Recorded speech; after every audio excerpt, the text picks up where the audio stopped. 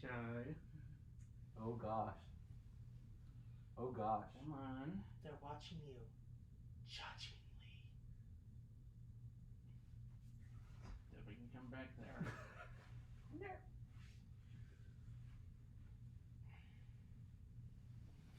I'm in the stream, see? I'm in the stream. Okay. Okay. As you can tell, I tend to be able.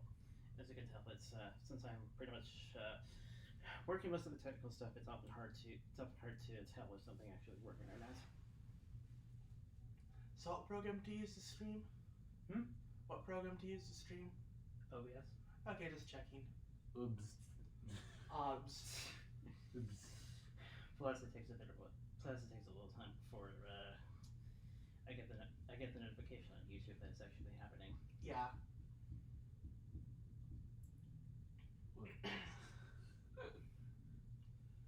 Busy. Yeah, I have a feeling that this episode will be a kind of a short summary.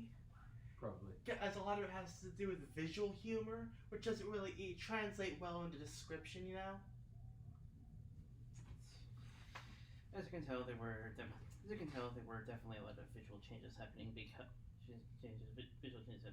well, we're in Baltimore. Yep, BronyCon, final BronyCon, the end of an era. Cries. Before the other end of the era with the end of the show. Yep. We don't talk about that quiet, you.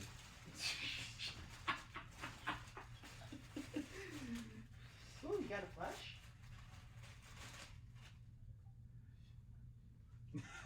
Oh. I think they were priced with it. I can't remember the. I think they were priced at the Fellowship of what I heard. Do you think it was at Winter Hall? Yes. Yeah, by the time I actually got there, they were all sold out. Huh. I only got 2 of them though, because the last one was sold out almost immediately. Yeah, I remember someone also having a bunch of. I can only hope that eventually someone puts them up on eBay. Yeah, that's a. So soft. Yeah, that's a huge bet. Feel one. The top. Nice. Yeah, we bought a lot of merchandise. Oh.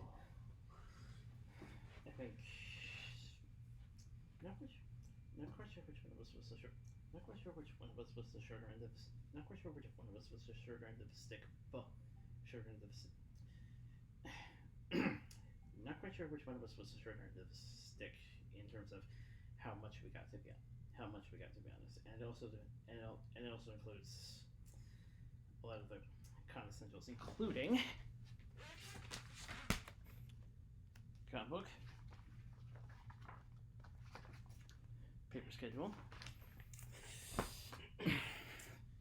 cards for the hotels,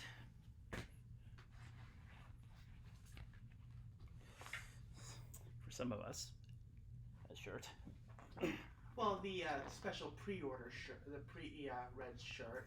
Yeah, one of those shirts you get if you have enough for such a registration. Also included with Regis. Let me see. I think that covers the con exclusive. I think that covers the con exclusive stuff on my. Oh, yeah. I don't know if this is new to you. I don't know if this is new to you guys, but color communication cards. Cards allow you to express communication preferences others quickly and non-verbally. Come talk to me. Do I know you? Not right now. So what were the 3 colors? Yeah, they were kind of on the... Red, yellow, and green. Remember, if you see a green tag, you're allowed to go. If it's a red tag, you have to stop. Basically, the green ones, no one really used the green ones because obviously most people just didn't use them. Red ones were either used as a meme or for real, and then yellow ones were like, eh. That's basically what it sounds like. Yeah, it was like, Only friends talk to me. Go away. Yeah, I'm basically one of those people that didn't quite get it. Meanwhile, anyways, getting back to stuff we got. Oh wait, I almost forgot.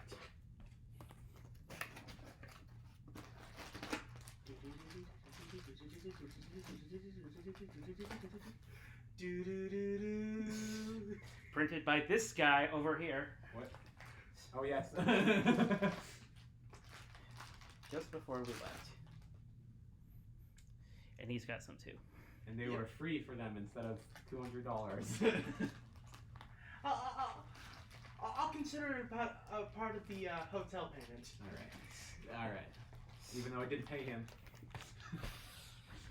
Yeah, payments were made. I didn't come here for free. Okay, gonna make the stuff officially got at the con actually. I think I'll save these for later. I think I'll save these for shortly after. I think I'll save these shortly afterwards. But not one, but 2 albums were released this weekend. Oh, and I got this one signed. Lovely. I also got that one signed. And this one is a bit of a surprise.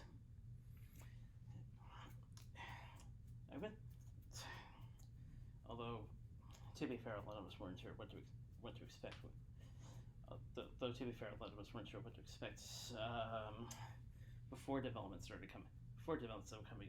Before things started coming out about a bookstore and things like that. I actually got 2 copies of these. One I gave to Dr. Wolf and brought his copy. I passed his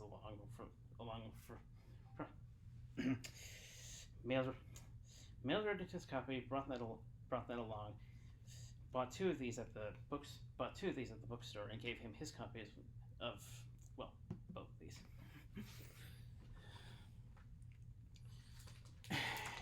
And here's one of the things that was advertised on Twitter. And this one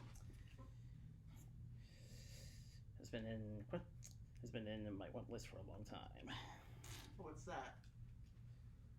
Oh yeah. It's funny. Like, I got all these shipfic folder sets along with the main one. I never actually had a chance to actually use it. I just thought it'd be like, oh no, they're stopping production. Is it gonna be a thing anymore? And it just kind of continued after the fact. There's a lot of. Believe it or not, there are places that will actually get you both the core deck as well as a couple of add-ons. Yeah. Is there anything else you filtered from the vendors, Nate? Yes. I got the box. And it's upside down. Of it.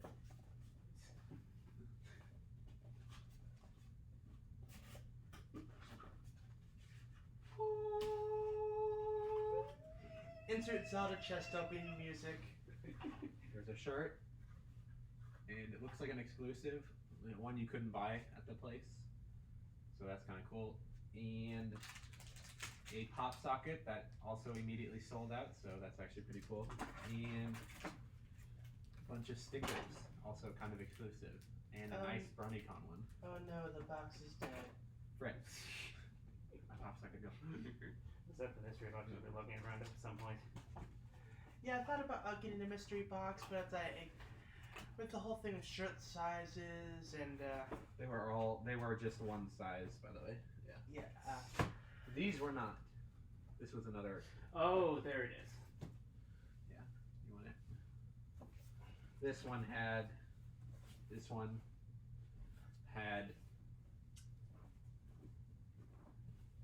3 shirts. 3 shirts, so it was more expensive. I'm not going to unfold them this time, but I got a derpy one. You kind of see. I got a rainbow one, a dash one,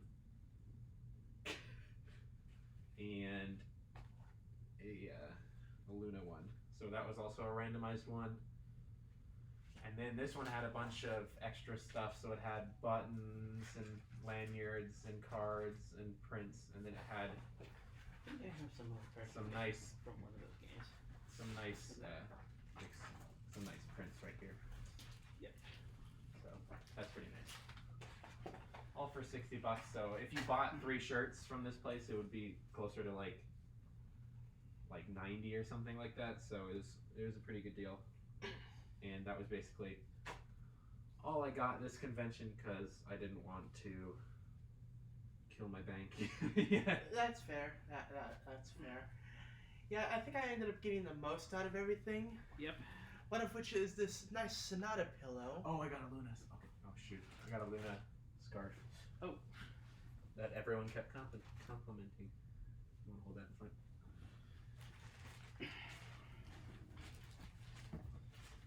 But it's got a cute Luna on it, so how could I resist? But yeah, I definitely have a volume of weight. Considering I bought a whole 8 He's the one that pretty much books. he pretty much filled the entire bookstore. Yeah. Well, most of it. Well, I bought 5 the first day, 3 the second. Unfortunately, couldn't get Larson's book. Well, it would have come with his autograph. I also got a nice Sunset Shimmer scarf. A couple plushes. She's kind of the bag. Put them next to it. Put them right up. Ah! Yeah, we got Button's mom and a bat pony. Yay, affordable plushes. I was Woo. tempted to get the EQD, but I never did because it was like, I don't know. And then I have a nice Solar Empire sleeping mask. Which he pretty much used a bit during the. Which he pretty much used a bit on some of the previous ends, I think. Yeah. I got a signed copy of Super Pony Best Of. From your event. Yep. I got this nice mystery tote bag. Yeah, they went there. This is some nice art. My sister is texting me and we're not looking in chat. What is chat saying? We're being called out by my sister. Is that her name? Witty Kitty 425? Yep, that's her name. What's she saying? Derpy is best. Derpy is best? Let's see now what else. Derpy is best. I would agree. Derpy is best phone. And of course, at the convention was Wild Bill's Soda. Got this nice mug with I got decent priced refills. Oh shoot, my dad was watching. Quick, cut the stream, cut the stream, cut the stream. I don't think he said anything. I think he was just watching. And this one was actually a secret item for anyone who watches the Brony show. And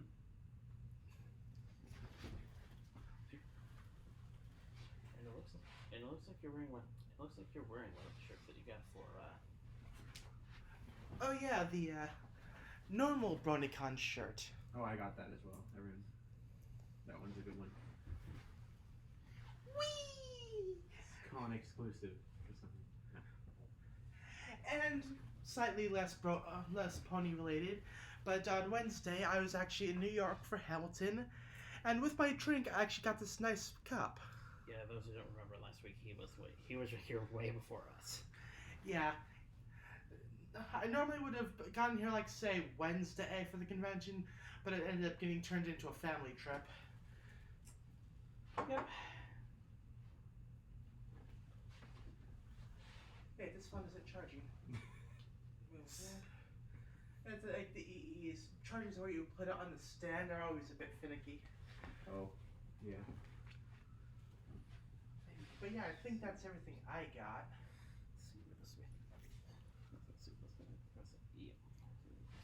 Something I forgot to mention. The badges for this year. Oh, right! The one last thing. Where's the tube? Oh. That's right. I think you got something on your poster too. Yeah, I actually got a poster custom printed. My goal is to get everyone's autograph on it eventually.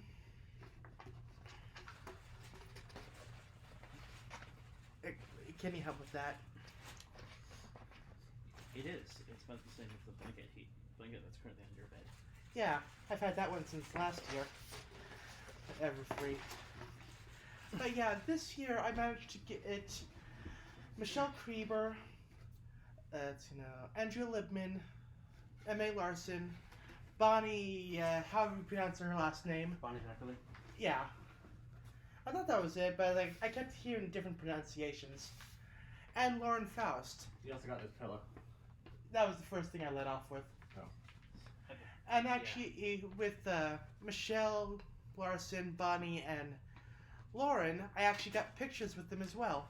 And yes, we should be able to fit all this in our bags, because it's actually not that much, to be honest. Well, for them at least. Yeah, I don't know about you. I actually left my bag a bit empty so that I could get stuff if I wanted, but didn't get enough for it anyway. I was also at autographs as well. Got Jason Thiessen for, and also one of the big ones. One of the ones I've been waiting for a long time.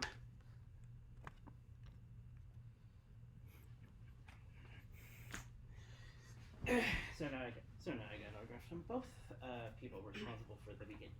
People responsible for the franchise at the beginning, obviously. All around good times.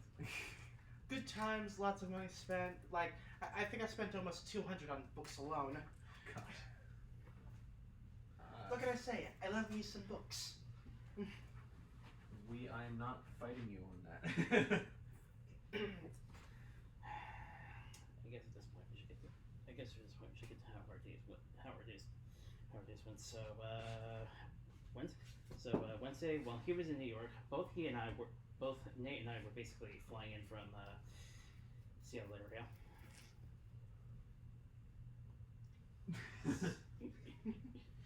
Big hand motion.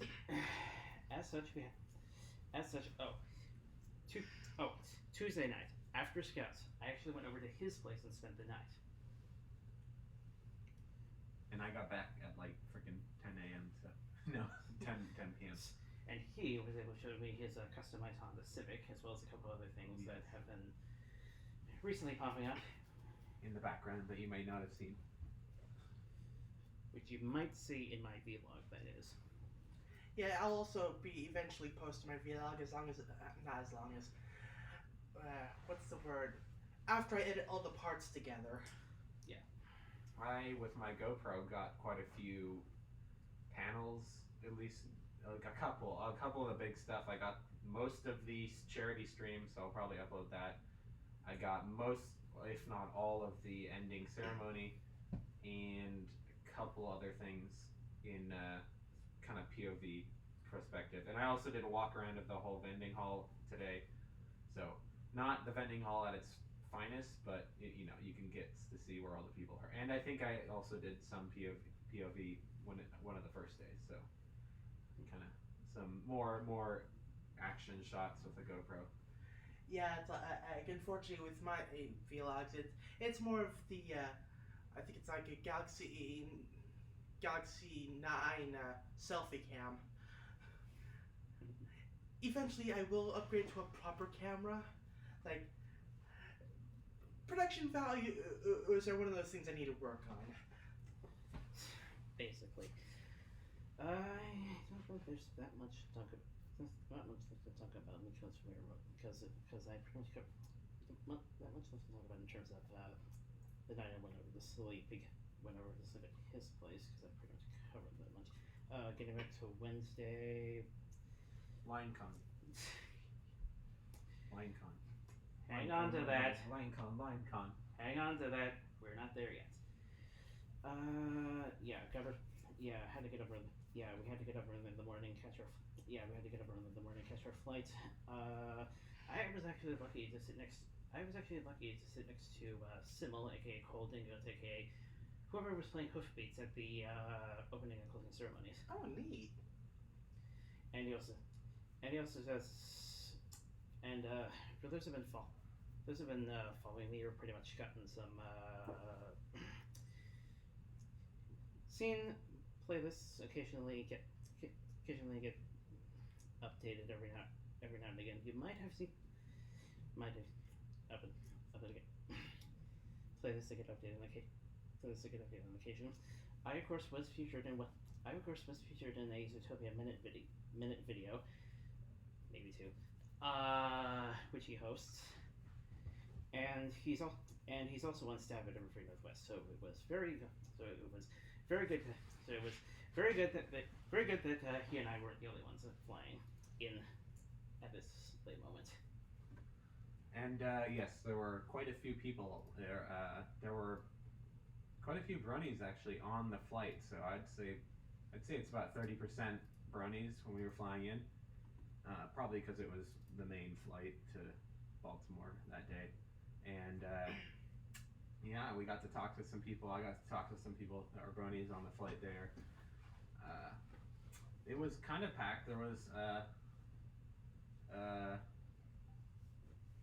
10,000 people at the convention, roughly. So the biggest one they've had ever, I think, right? Yep. So, and yes, this is soft chat. This is very soft. It's actually kind of soft. It's softer one way than it is the other way. Yeah. It's directionally soft. Sort of. Ooh. Soft. Whoa. Whoa. Whoa. Whoa. Trust me, the series that comes from is not that sensitive. And yeah, so we flew in, landed, got our crap from the line thing, and then we bought a ticket for the train. Went to the train, sat there for about half hour, and then some guy's like, "Oh yeah, the train broke." We're like, frick. So then we went. To be more precise, it was taking a bit longer than expected. Yeah, like 45 minutes longer. It's supposed to be every 10 minutes, not every 40. So they're like, it broke, and it's probably not going to come for another 2 hours to hour. So we're like, frick. So we got to go get a cab. So we went, got a cab, but the cab had us wait for another 45 minutes. Waited for the cab, got in the cab, rode into the city. It was more like a shuttle service because I certainly remember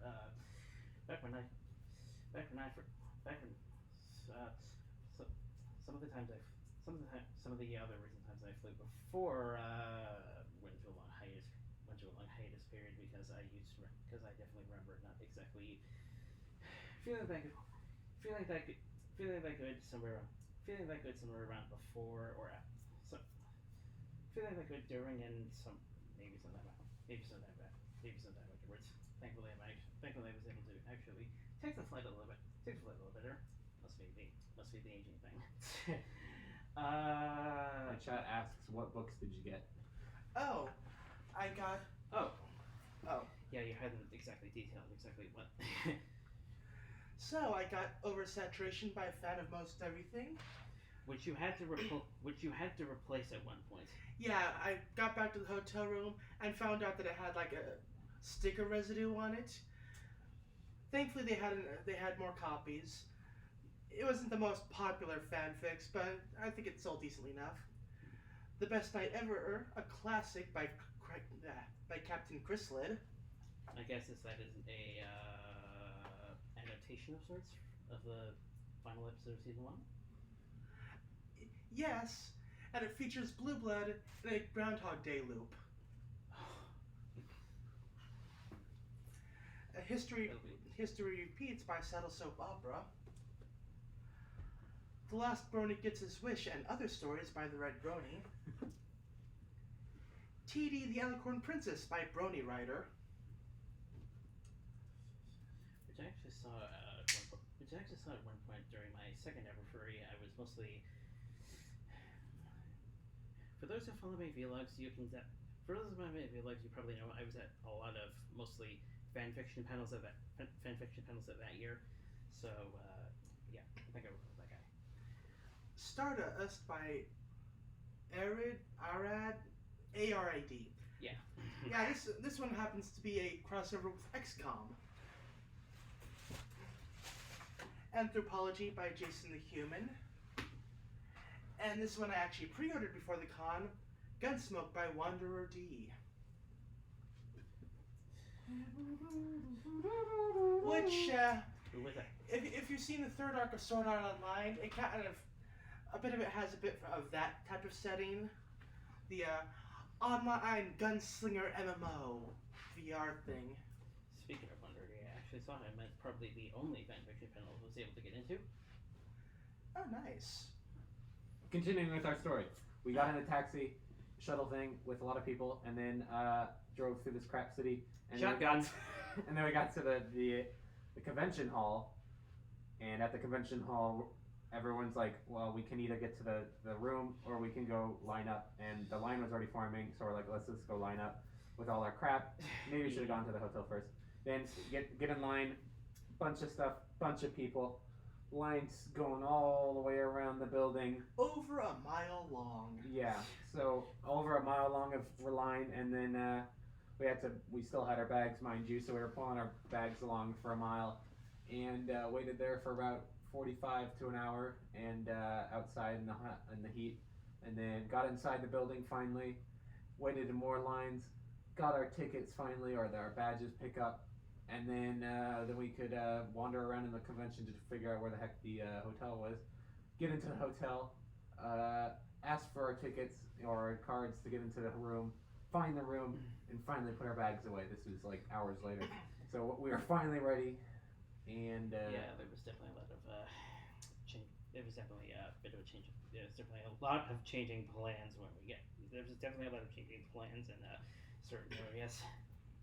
Because of course originally we mentioned we were supposed to go on the light rail, but that's fault in the system. And when we got there, yes, we found the line forming. So of course we had a choice: go to the hotel and drop our stuff, or get in line, which is the thing we actually did. Chad asks how hot it was. It was about 90 with humidity, so crap. And even though it was overcast a bit that day. Could have been worse. It could have been direct light, which would have been way worse, but still sucks. And so finally got in. Ponies were already forming. People were already goofing about, but not much else happened that day due to there not technically supposed to be any convention. So we came up here, kind of chilled for a bit, and I think we went to bed after that, got our bed arrangement and all that stuff. Well, It's not before I got back about 12:30, 1 o'clock. Yeah. At some point we went to dinner, I believe. Yeah, we went to dinner. We went to the tavern in the hotel. Next day, kind of hectic. Lots of line waiting. Kind of lots of. It kind of goes. I'm kind of gonna try to sum up a lot of what happens because we got to get to the episode. Yeah, well, a few things first. Right. One, your story about the whatever that broke down reminded me of. I think it was Tuesday. We got on the train from Baltimore or back to this is Baltimore, from DC back to Baltimore, and we could notice like, oh yeah, we need to replace the motor. Yeah. And like, if you want, you can ask for a different thing, a different train. Thankfully, they only took like a half hour, and so that was fine. But on engine swap. yeah, maybe they're used to that problem. And on Wednesday, I was reading about the lines like, those poor fools. Well, you still have to wait in line later on. Yeah. Well, I guess I should probably start. You didn't get out of it. I suppose I should probably start with for Thursday since I was the one up earliest. Yes. So, first thing Thursday, I wake up at about 6 a.m. Fall asleep again, wake up at 7:30, and head down to do pre-reg. Line's not too bad. I'm only in line for about an hour before I get my badge. And oh yes, I went back to the room and I took a nap until about noon or 1 o'clock. Yeah, interesting thing I noticed. Similar to the likes of Ace Comic Con, which was my previous convention, as well as Rose City, which actually is going to be my next convention. Um, events actually got things actually got started things actually got started around noon, surprisingly. Yeah, it's like my Tuesday story is rather short. Well, first I tried getting in line for Rebecca Soyshade, Sunset Shimmer. Yeah, that didn't go well. I think we moved like 3 rows in about an hour and a half. And at that point, it's like I'm still 4 rows back. There's no way I'm getting this autograph, especially when some people are bringing like 7 or 15 different items to get signed. I heard later that they implemented a limit. Oh, so our chat's also saying how many people were cosplaying. There were quite a few cosplayers, quite a few furries, which was quite the sight. And the time difference is about 4 to 3 hours, so. Yeah, we're 3 hours ahead of Pacific. Yeah, so right now it's 10:50. It's basically 11 o'clock, so back home it would be 9. Actually, I have an idea. No, it would be 9. It would be much earlier. Not for this show, The but 8th. Sorry. Not for this particular show, but for like next week's. I can send you like all the cosplay photos, and we can do like a little clip show of like all the cosplayers. Quite a few. Lots of memes. I like the one with it was Aoi Zodal Derpy cosplay, meaning it was Derpy's cosplay of Aoi Zodal, and that person was cosplaying as that. So that was really meta. Yeah. So he was wearing like a cardboard box that was like really badly painted in a tux. Yeah. But yeah, I think the only other thing I did on Thursday was go to the History of Fan Conventions panel. I was pretty much packed most of Thursday, going to YouTube Ponies, which featured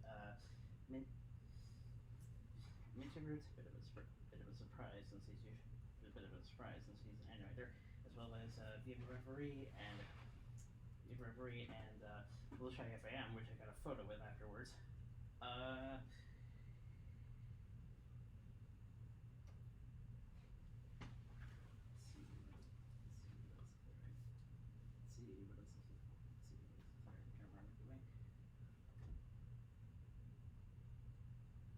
There were many panels to be had. Lots of them were lots of important people, or I mean like famous people to meet up. Kind of want to sum this up. We went, autographs was his highlight. Lots of autograph line waiting con. I did a lot of animating panels, and I think Alex went to a lot of more community members. So that's kind of actually, you could sum up the whole week that way. I went to several animation ones. You kept going to content creation ones, and you kept trying to get autographs. And regretting not paying for a sponsor badge for fast passes. Yeah. Honestly, I kind of regret not doing accessibility, because I think that's their version of the I think that was their last version of the ADA badges. Yeah, by Friday, I should have had an accessibility pass with these blisters I have. Now I remember. Audio Dramas was another panel I went to, which featured the Dorito Queen herself, Ashley H., responsible for Remembrance and a bunch of song parodies here and there, and I think it's done a lot of other projects with other people. That's the best I can sum up. Couldn't get into opening ceremonies, unfortunately, but I did catch a bit of the stream from Harmony Plaza, where bit of the stream from the Harmony Plaza, which is just outside the vendor hall, actually. Yeah, I figured I'd watch opening ceremonies on YouTube later. They always upload it. And these are probably going to be their last before their channel goes inactive. Yep. Let's see what else is there. Fanfiction Foundation, Root Your Story in the World was the panel I mentioned earlier with Lumber D. Penstra was also there. Ooh, I just remembered what I was doing Thursday night. I was recording my anime stream. Yeah, for those that don't know, every Thursday night I watch an anime stream done by the Otaku Ascended, who do restreams. Well, not restreams, but they stream the Pony episode every Saturday morning. You may see them linked on Equestria Daily. Yeah, I've been following them since at least 2012. He's been pretty much an otaku since. He's been pretty much an otaku before. He was actually an otaku before Berlin. Fun fact. Yeah, it's like I have so many years of anime to get caught up on. Yeah, I think we never actually did anything BronyCon Blizzard related until the next day, but we'll get to that. I think afterwards I went back for rent. At least mute the TV. Oh, okay. You're getting me out of shot. Where's how do I minimize this so I can see how the frame? Okay, there we go. Yeah, no, I don't think people want a camera on TV of a video game. It's like that would have flown back in like 2005, but that doesn't fly anymore. I think that depends because that's kind of how I did a lot of game. That's how I do a lot of Wii gaming videos. That's how I do a lot of Wii gaming videos, and actually did a few PC videos also, but yeah, most of them have been Wii. Yeah, most of them have been Wii, which I thought one of us was gonna bring. So I brought the games along, but yeah, turns out the only person that brought something gaming related is him. Not true. I brought my Vita. Oh. And 3DS. Got him. But I also brought my Nook, so that's mainly what I've been bringing with me to the waiting lines. Well, anyway, he brought his Nintendo Switch and pretty much was, and noticed him playing that a lot on the plane. Yes, it's a good way to not worry or not think. But yeah, getting back to Thursday after the fanfiction panel, went back to the hotel to rest of it. Close to midnight was a YouTube Productions panel with Team KP. I Love Impossible a lot, which actually reminded me of something that came up in my subscribers feed. Something they were working on was a parody of The Princess Bride with Celestia as Buttercup and Discord as Wesley. Ah. Our chat likes the Zelda and suggests Moleskin for your toe. Oh. Have you ever used Moleskin? Walking. You never used Moleskin? Not that I know of. Walking around, I think you're gonna see a lot of that during the vlogs. Is the city packed? I guess because the hotels could be a little packed. And the chat also likes Princess Bride. They are incredibly soft. Yes, we showed the books earlier. Yeah, as you can tell, as you can tell, it's kind of hard to keep focus as well as keep focus on both our events as well as the chat. Time difference there. I think we already mentioned that. Time difference there. I think we already mentioned that. Oh shoot! I think that's it. I think you're keeping track of the chat most of the time, so Well, I have mine open up there if you need to check it. well, we need to keep a better eye on the chat. After that parody as well as the panel. After the Princess Bride parody as well as the panel, that's when I called in. Friday. Let's see now. Friday, I once again woke up early, and any panels? No, I think it was back in line for autographs. Excuse me. I'll just grab this. I have my schedule on here. Let's see now. Friday. No, wait. No, wait. Friday was Rebecca. Now I remember. There wasn't any autographs on Thursday. Sorry about that. It's been a long week. And whilst you were busy, I didn't exactly take note of what the community guests were listed, because I knew Dr. Wolf was going to be here, but I didn't know if he was going to be listed as a community guest or not. That was one of the places where I thought Penn and I would be able to meet up with him and get him his books, but it turns out we had to wait another 24 hours to be precise. Right. So with that as a false, Let's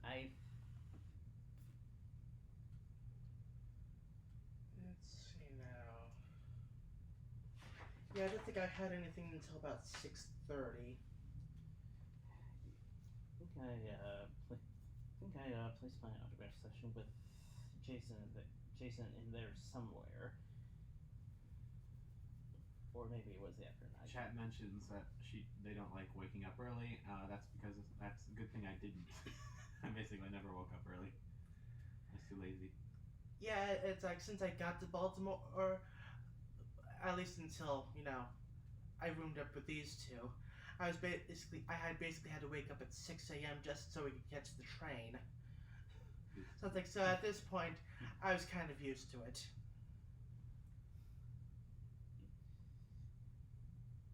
You can kind of see what's happening on the stream if you turn it a bit.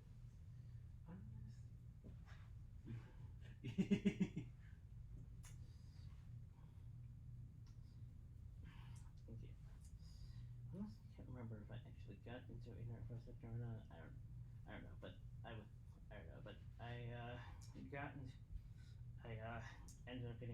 ended up watching the tail end of the unplugged acoustic concert.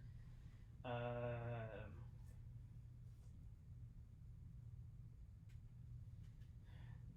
see what else we got here. I forgot to mention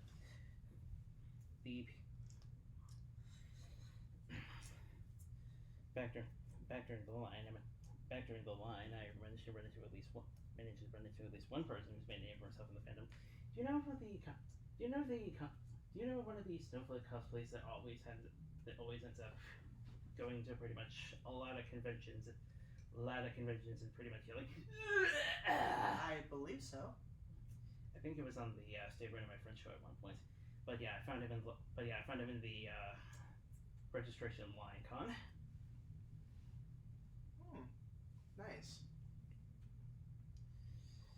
And got my photo with actually Gage shortly after the Audio Drums panel panel on Thursday. Some point when I was in the vendor hall, which actually I think that was one of the major days I got. That was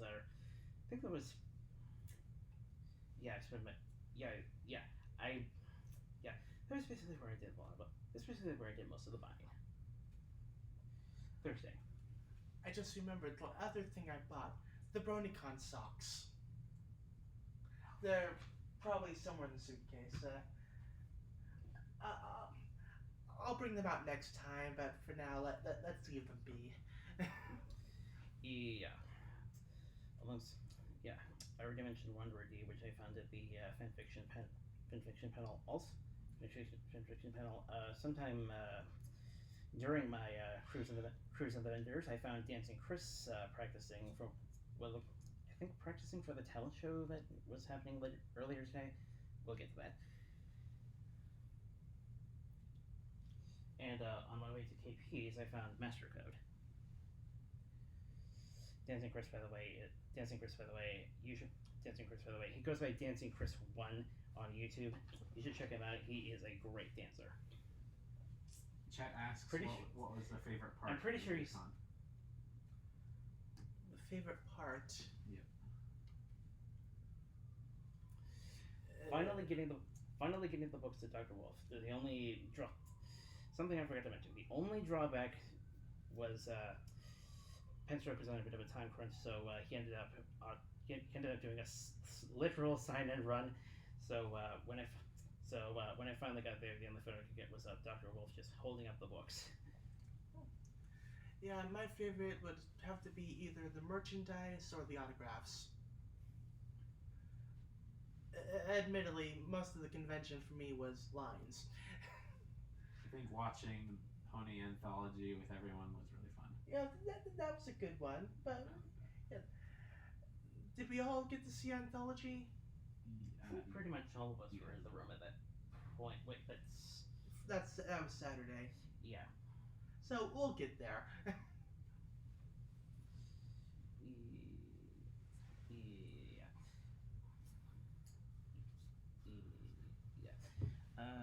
Let's see. Is there anything else? Oh right, Master Code is a one of the quote unquote analysts that actually brings a bit of a Phoenix right twist to his analysis. I especially love when he's collaborating. He has to make sure that there are two people on opposite sides and have the desk and all whatnot. Yeah. I do actually follow him. Nice.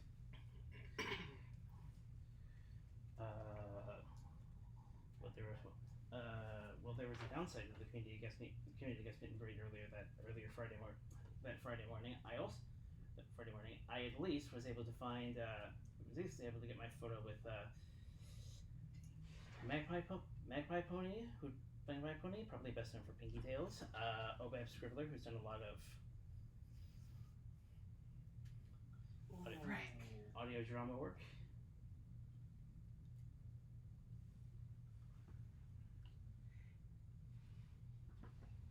And the Lost Narrator, who also works with a lot of fan VAs with stuff and whatnot. The Lost Narrator? Did anyone find him? It's a her. I don't know, I don't follow them. I was trying to make a joke. No. Well, an attempt was made. Oh yeah, I did get into internet voice typing, which caused me to miss at least the first half of the Unplugged concert and then catch the tail end. We got people in the chat for me dying. Thank you, chat. People I met there included Wildcard and Rev, best known as one of the bigger fan VAs for Discord, who is a former member of the Silico Studios, who hasn't linked to the studios. Sadly, I think the group is pretty much dead at this point, considering what they haven't posted in a while, and nothing new on their Twitters. Some point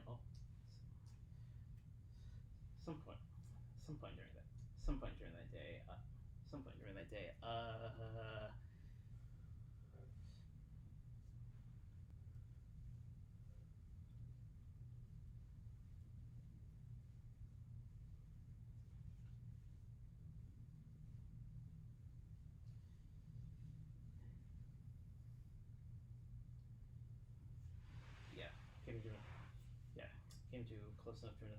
Came in close enough to another community guest meet and greet, in which I managed to meet Paleo Stano.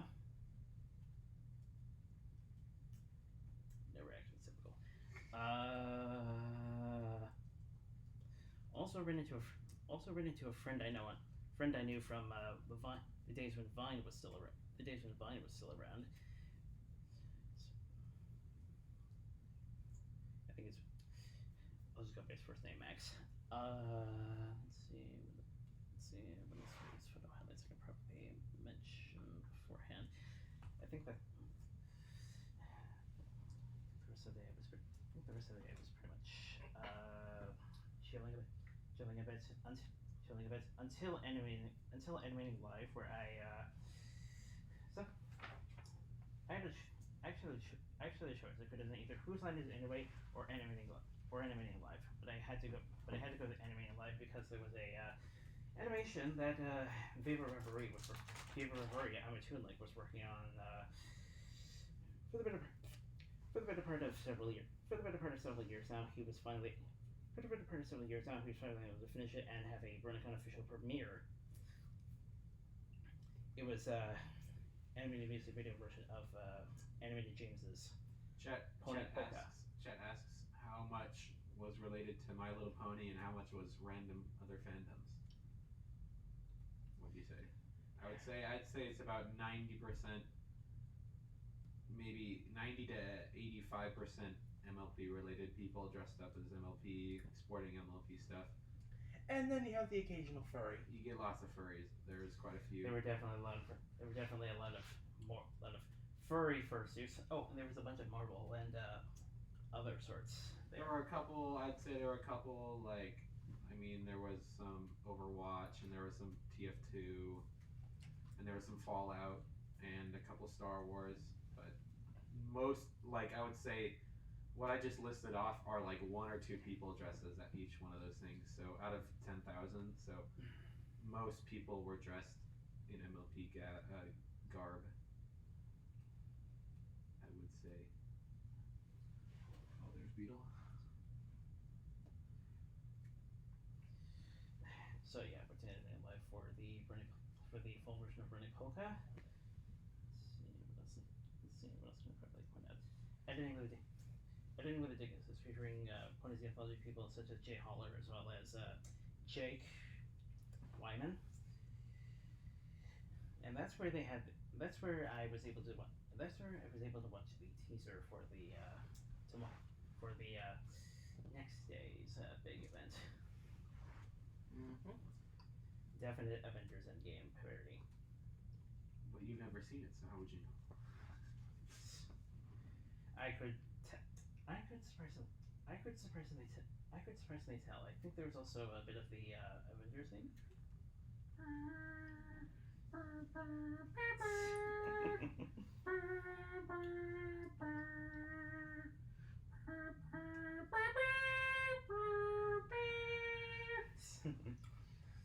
You like it? Yeah, but let's try not to be too loud. Don't forget, a lot of the con-goers are gone now, so now it's like normal hotel. You're the one who snores now. Oof! I know, sorry. Proceeds to get kicked out of the hotel room. Yeah, we get kicked out for snoring. Frick. Okay, so after editing the thing, it says, I think he and I met up at the next community guest meet and greet, which included Lunex, one of the animators that actually came here. He makes kind of YouTube poop type videos, which are, and they're animated. They're animated YouTube junk, but it's funny, so I like it. It's very limited in terms of the animation quality. Also there, unfortunately, he ended up wandering elsewhere. Was Jay Haller as well as Jake Wyman, which I got photos with. Tell me at some point you got photos of them. I believe I may have, yes. I don't know.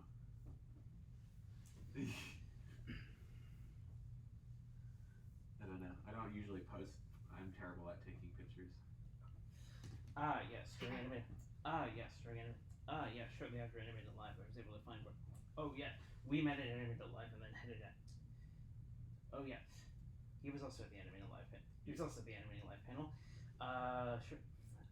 Shortly after which I found Kenzie VA, who is also a talented person. Was also in the talent show earlier today, and it's in a lot of parody stuff, pony covers, and I think her best known work at this point is The Lover's Stone, which is a audio drama of sorts, somewhat semi-based on another work that Magpie does, Princess Trixie Sparkle. Oh, I've heard of that one. And also Bride of Discord.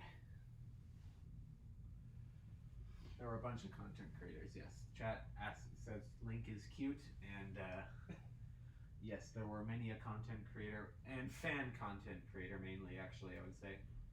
So that was kind of fun. So if you've seen a YouTube video online that was pony related, there was probably the guy that made it there.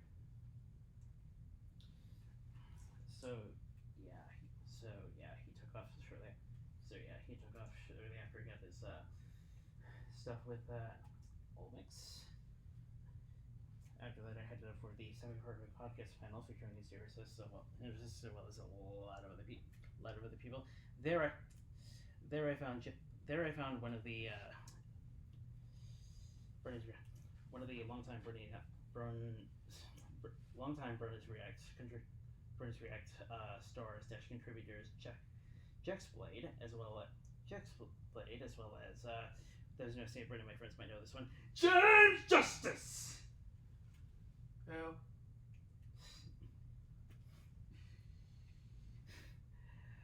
I said you have to know St. Brendan, my friends actually know that. He frequently asks questions to a lot of the guests they have on board. Ah, okay.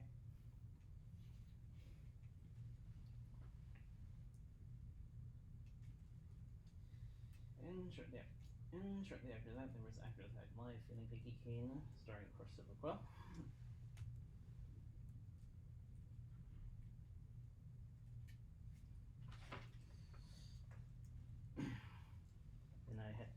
Then I headed down the ways towards the Hall of the Moon for the Toucan LDM panel, where they actually premiered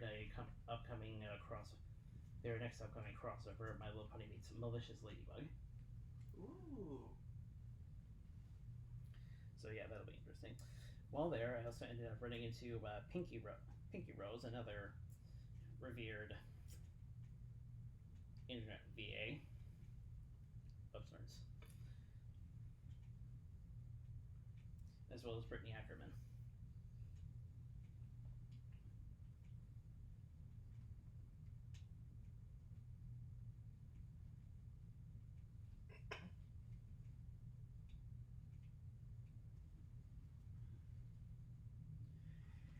Yeah, was that basically your Friday?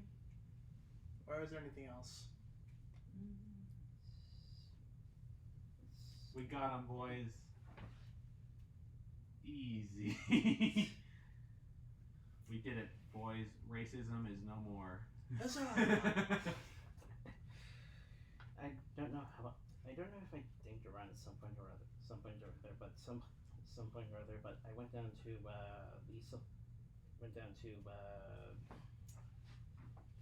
Silverhound and Garnica's Burning Palooza sets shortly after, sometime after Toucan LEM. And the chat asks, was there a lot of original creators there? And yes, there was the actual original pony creator back in the 80s, and there was also Gen 4 creator as well, Lauren Faust. So yes, there was a lot of original creators. So that was really cool to see. Director was there also, which I showed the autograph earlier. Garnica, by the way, was the secret guest. There, for those that actually came, probably knew that from looking at the con book, but looking at the website, he was basically listed as secret guest, and it was honestly a bit of a surprise considering that he had two finales of sorts at Evergreen Northwest in 2017, as well as Equestria LA that year. We got some poggers in the chat. Thank you. So yeah, as for me on Friday, at where was it? Yes. Of course, like I said, I woke up early for Rebecca's autograph. Failing that, I did some shopping. Then at 6:30, I went to the Rainbow of Light and Darkness G1 in Perspective, which was actually more of a everything before G4 thing. Then Look-back analysis type thing from the sounds of it. Yeah. And then after that, I think I decided to rest my feet, because that's when my feet really started to get to me. But at anyone who goes to a convention, anyone who's deciding to go to a convention, be aware you might be standing a lot, and that'll put a lot of pain in your heels. Yeah. Then at 10:30, I went to Pony Drama, the historical edition. Very educational. Very And then finally at... Oh, no. Not finally. There was 2 more things. Actually, I think Friday was my most active day. As far as actually going to, like, panels and stuff. At 11:45, I went to the Brony Fandom History panel, followed by Drink Ponies part, however you pronounce 2 in, I think, French, The Last Call, which was basically pony-based trivia, except if anyone gets it wrong, they take a shot. And that look back at previous generations wasn't the only thing that was happening there, because while YouTube Ponies was going on, the most metal 1980 show ever invented, My Little Pony Generation 1, was happening in the Hall of the Moon while I was watching the likes of Fever Reverie as well as Minty Root and Little Shy Epic and Little Shy FAM back on Thursday. Ooh. Get up, Link. Get up. Shoot him in the eye. Ow, shoot. Ah! Let's eat something quick. Get up, Link. Get up. Just run away. No, cool. But yeah, it's like, so, did we get to your Friday? Because I know we kind of met up for a bit, Yeah. but, Yeah, I was about to mention was it Friday that your cards went down at some point? what now? Was it Friday that we needed to renew our cards at some point? No, I believe it was Saturday. Oh.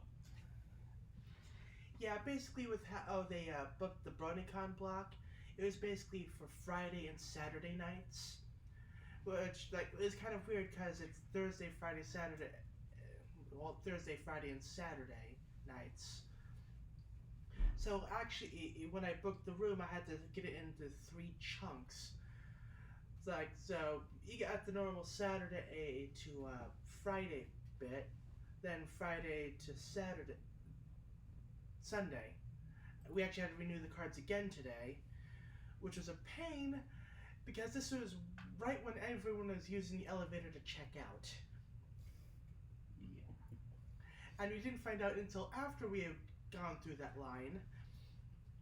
And like, oh crap, the card's not working. Crap, I remember now, I got that email. It's a bit strange you mentioned that because a lot of the groups I watch vlogs over usually stay Sunday night, go home Monday. And I was fighting a Hylian, or I was fighting a Guardian Sentry. That's what they were called, the walkers. They're pretty sick and really dangerous. Laser guy! Watch this, boys. Watch this.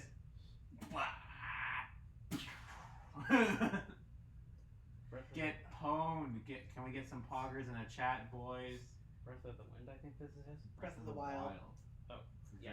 Very. Breath of the something or other. I knew that much. A masterful game. Breath of fresh air. Breath of fresh air from the Zelda franchise. That is.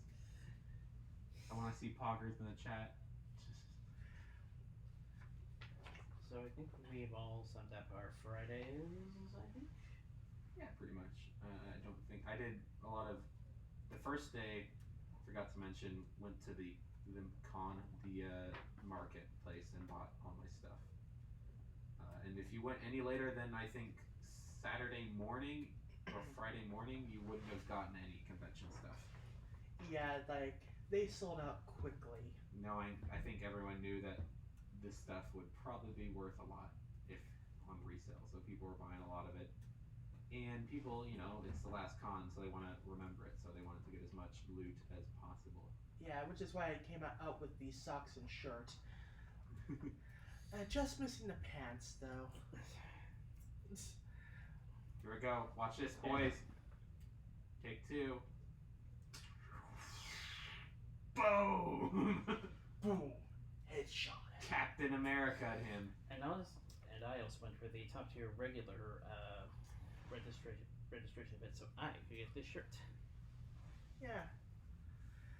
So, I could probably breeze through my Saturday quickly. I already mentioned my goings to the TF2 panel. I think Pinstrick arrived late, and I already mentioned what happens after, and I already mentioned what happens afterwards. Oh yeah, that day. Oh yeah, that was the day I got Jason Thesen's autograph. My turn? Or do you want to continue? Oh. I mean, since you've started.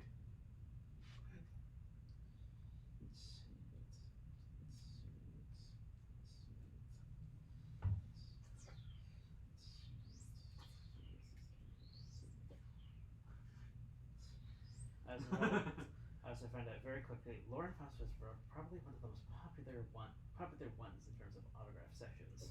Yeah, there was a autograph session at like, what was it, 1 or 2 something? And then she had to go off to a panel with another autograph session at about 5:30. Except the people that were left over from the one whatever session got to stay in line. And also she was on the other side of the screen where the registration tables were. Yeah, so like unless you knew where to look, you wouldn't find her.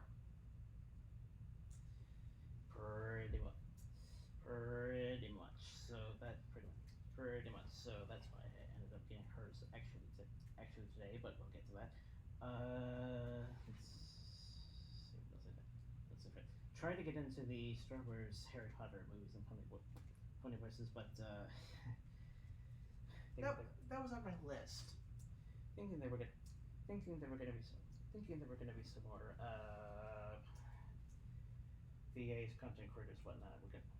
Thinking more internet VAs, content creators, and whatnot. We're gonna be there, but yeah, room filled really quickly.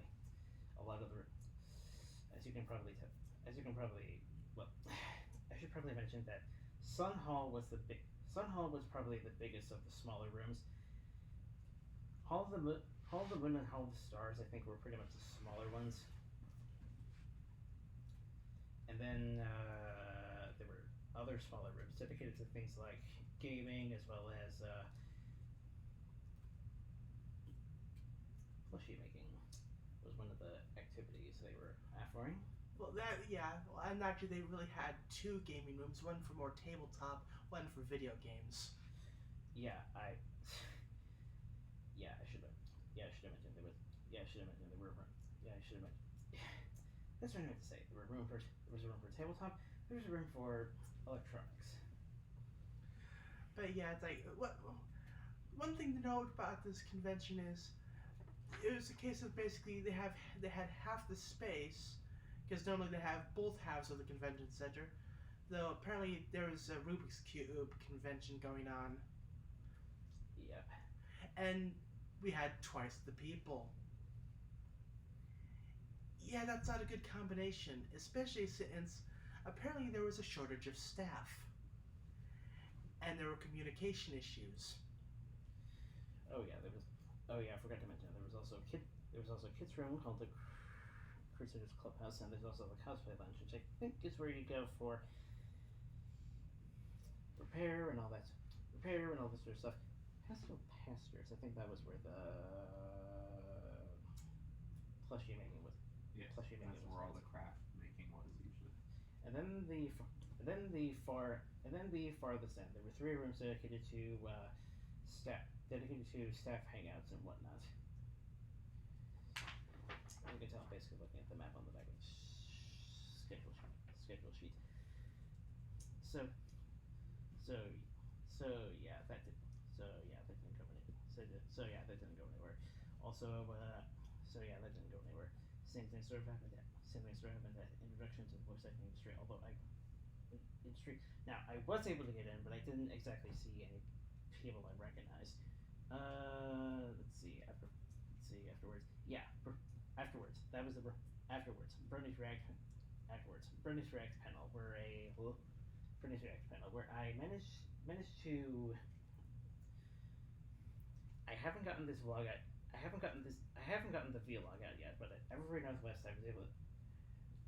But I managed to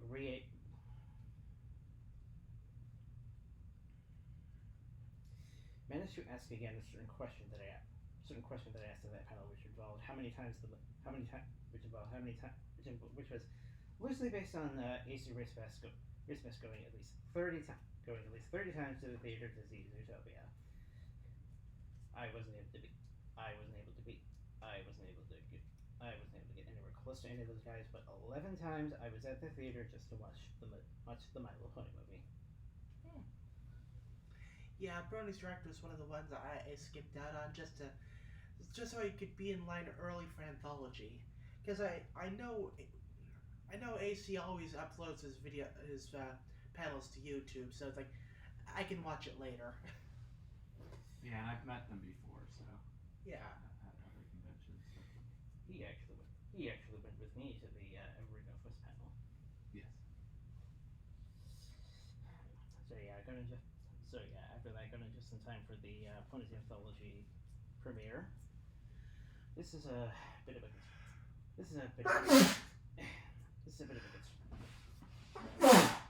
Excuse me. This is a bit of a. One more time. Oh. Sorry about that. I think I'm done. It's at this point that I'm a bit concerned because we actually ended up rewatching that alongside the new episode that premiered this weekend, and I'm don't know exactly if we should start discussing that now or wait until after we've recapped pretty much. We'll do it later. It's way too long. Good idea. But yeah, all three of us are pretty much present, albeit at different places. As you can tell, none of it. As you can tell, none of us were exactly in the. None of us had exactly 3 seats close to each other. It's very hard to stay together. And the reason why we watched it because there was like 18 minutes of cut content. Yes. That's it. Yes, that's one of the big reasons. Yes, that's one. Also, it was censored. Yes, the cut and censored version for anyone who actually went to the convention is what you saw. What you most likely saw today, or some point later when it was actually uploaded. Uncut and unrated, basically. Or how South Park would put it, bigger, longer, and uncut. I guess is that while I was on my way to BronyPalooza for Michelle Creeper, Black Griffin, and Basic.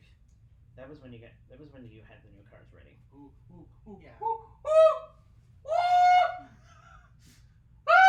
Shh. Blind ones. Hotel. Late at night. You don't want to get kicked out early. Shoot his wings off. Yeah, that's very. It's definitely. It'd be. I have a fallback plan of my aunt's room. You can't get us all. I mean, I suppose if you ask them nicely and maybe paid them a bit, they'd allow you to sleep on the floor. Should probably mention that this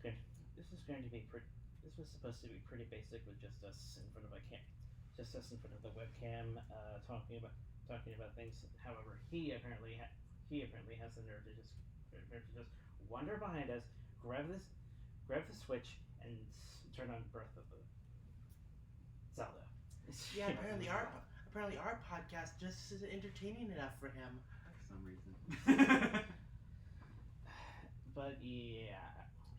We're giving him content. I'm giving him content. But yeah, slightly before that, I actually went back to the hotel to change to appropriate attire for such event. You were naked? Anyway, changed to appropriate attire for such event, which included a shirt that one of you two asked at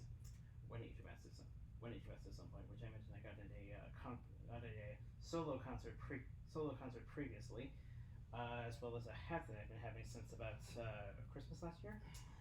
Yeah, that was it. And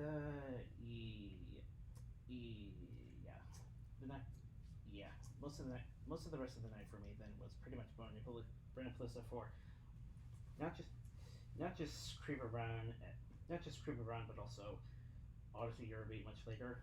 Yeah, he was the final act, and we didn't get out until 3 o'clock in the morning. Yeah, things. Yeah, They ran a bit late. They ran a bit later than they expected. Basically. Yeah, actually, Odyssey had a bit short because he got told like, oh yeah, you have 5 minutes.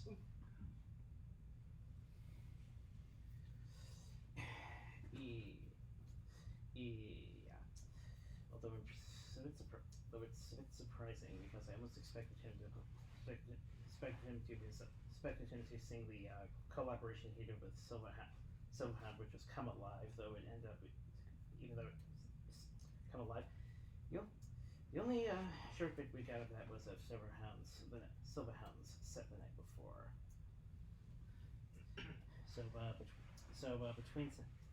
Between sets, and actually got into the tail end of the super band. Shortly after starting a fan project, another Outlook Impossible Love panel, but I think this one was a bit lesser attended than what was on Thursday. But shortly after Odyssey, followed him back to the hotel room I think all three of us had a bit of a talk afterwards that went longer than I initially expected because I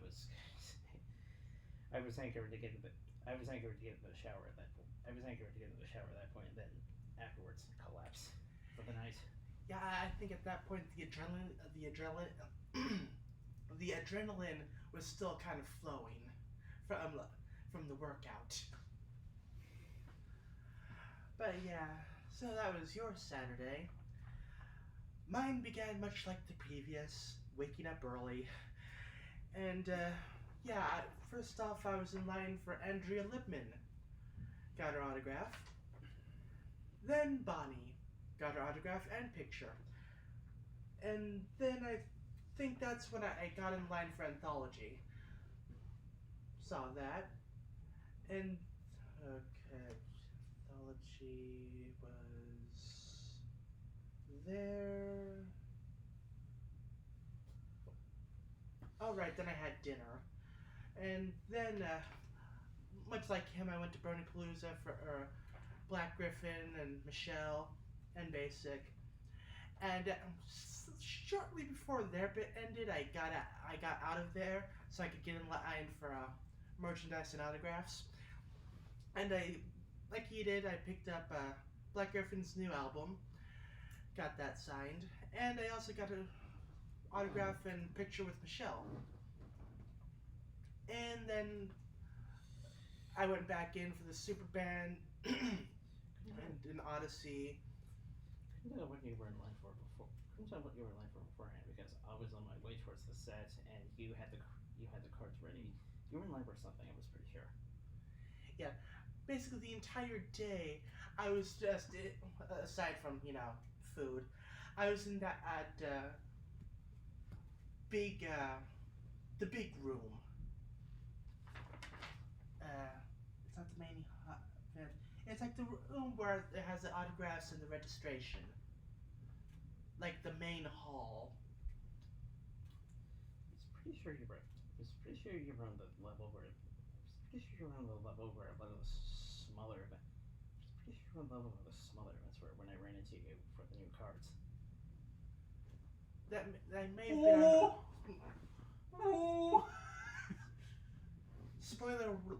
Spoiler alert, rocks fall, everyone dies. No, look. No. But yeah, that may have been on my way to or from dinner. Let's see, it's Saturday. That was... Okay, Friday was the pizza place. That was... No, wait. Yes, no, Saturday was early dinner. I got a Philly cheesesteak at around 3:30. Funny, because the events that were happening around the time that the thing was about to start was United Against Bullying, Operation Shipfic, create a Shipfic folder card, and 2D versus 3D. Yeah, unfortunately, because of all the lines, I ended up missing out on Friendship is Magic the Gathering.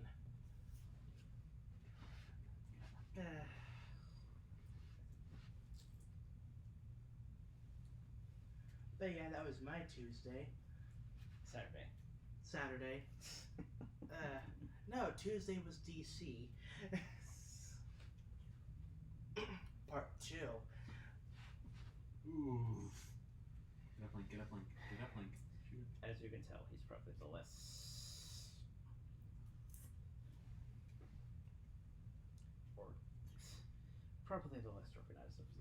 organized of us all. Yeah. No. Did you do anything Saturday? What did I do? I don't really remember. I kept sending you opportunities to meet Jake and Jay, so you must have done something. You must have done something around that time. Probably did. Oh, he shook me off. Wake up, Link. Wake up. I think. What was at that time? Or around that time?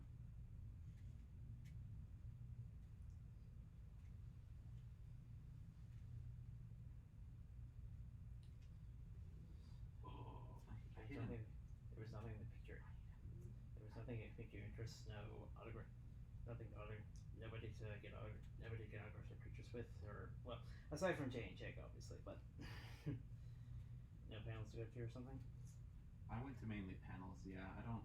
To be honest, I'm not huge on autographs. This is not my tea usually. I just don't find it much fun to. I don't. In anything, I don't find famous people that interesting, to be honest. But I do like to hear about them, maybe. So I would go to a panel with them, but usually I don't really care to get their autographs or really take pictures with them. I just want to know what any interesting thing they have to say, basically. Yeah, but I with my poster, it's kind of gonna be something I can look at and look back on the past, you know. Yeah, it's more of just an interesting thing to have, not as big a deal with others. Yeah.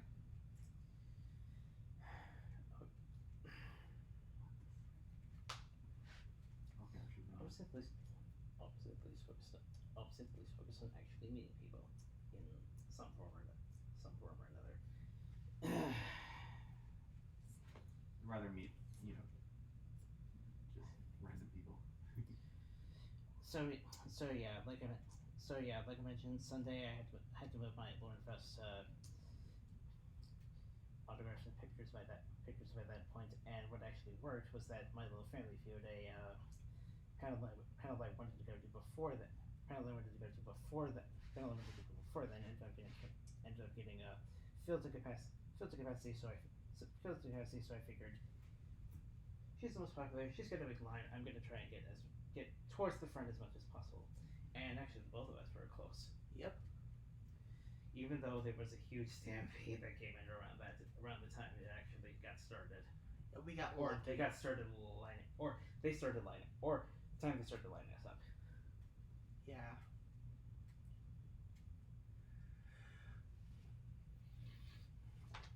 Yeah, I think I was pretty much mostly in the autograph room around that. Mostly in the basically on the ground floor. Basically on the lowest floor most of the day. One of which was getting the one of which was shortly after capturing bit of the talent show, which included Dancing Chris as well as Kenzie.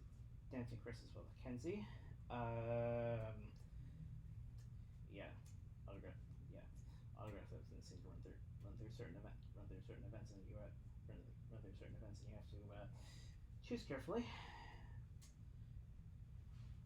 whenever such a thing occurs. So after capturing those bits of the talent show, went over to purchase and also get signed the new album the Brown Brothers released, Diamond. And here's an interesting. And here's an interesting thing. I also had. And here's an interesting thing. Looking at it from a distance, I swear it was kind of sketchy, but looking at it closer, now I realize what they're getting at. Now I realize what they're getting at. It looks like an actual diamond. Yeah. I think after that it was living around the vendors for a bit. Living around the vendors for a bit, although I didn't actually, although that was the only time I didn't actually get anything, but I did run into a couple more.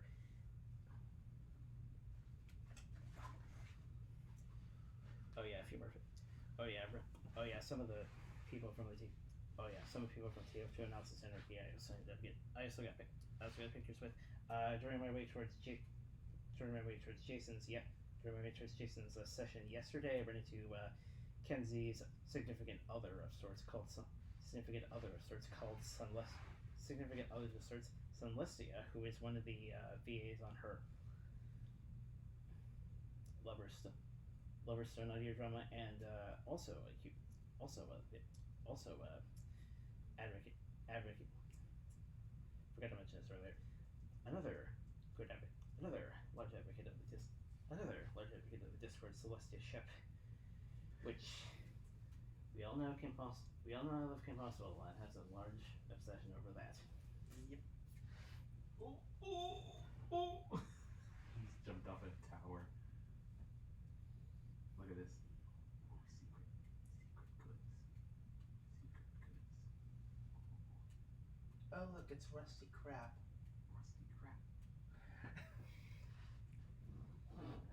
But yeah, I think in the end, we all ended up converging at.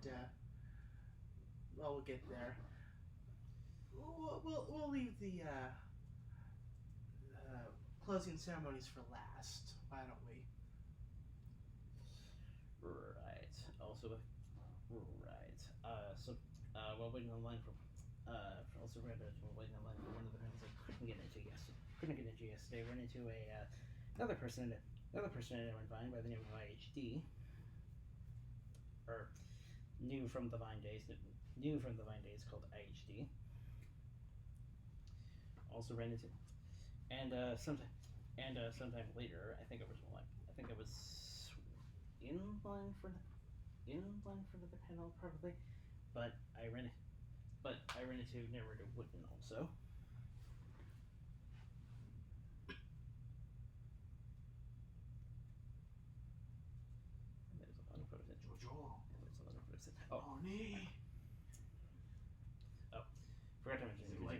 Forgot to mention. It was either before Odyssey set or after. Yeah, it was before Odyssey set and before I got into.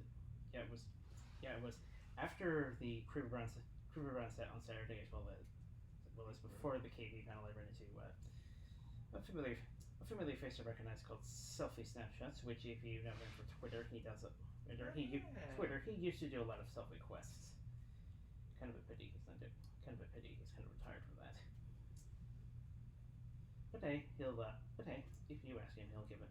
But hey, if you ask him, if you ask him, or he knows you enough, you'll be able to get a selfie with him. You'll be able to get a selfie with him to try and keep living after his name.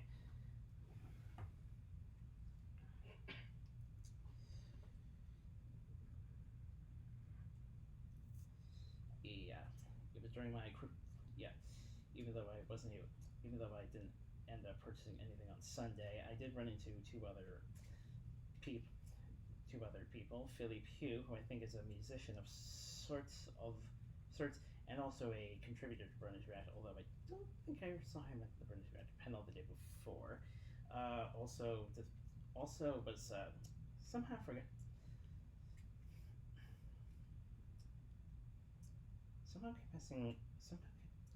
kept passing Hungry Shoma a couple times in my earlier visits. So yeah, I was there. Yeah, that was one of the main reasons for going down there. That was one of the main reasons for going down there, getting a picture with her. She's a artist in the vendor hall, and I've seen her on several occasions. And I've seen her work on several occasions. I think after think afterwards I was stuck between. I think afterwards I was stuck between getting. There was a large comic. There was a large comic shop. There was a large comic shop by the way. There was a large comic shop by the way, and I was almost tempted to get one of those, but almost tempted to get one of those. But when I went out to check the closing servers, I was like, okay, it's starting to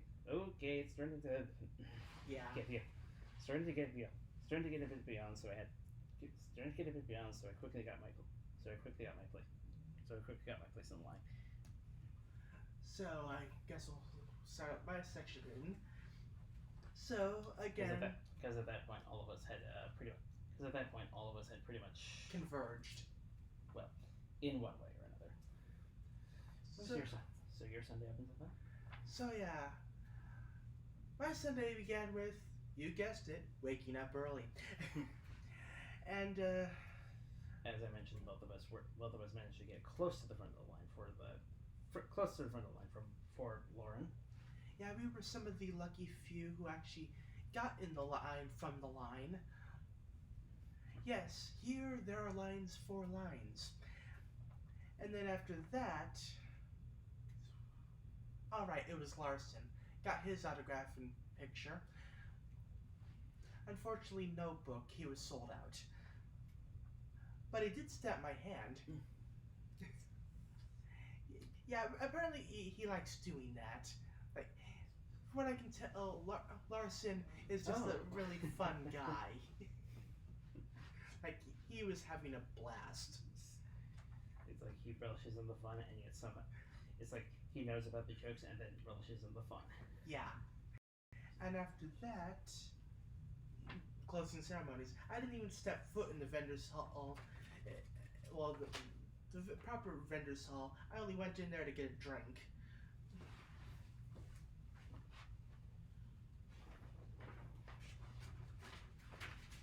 And how about you? How was your Sunday? I went to one or two panels. After one, I only went to I think I went to one.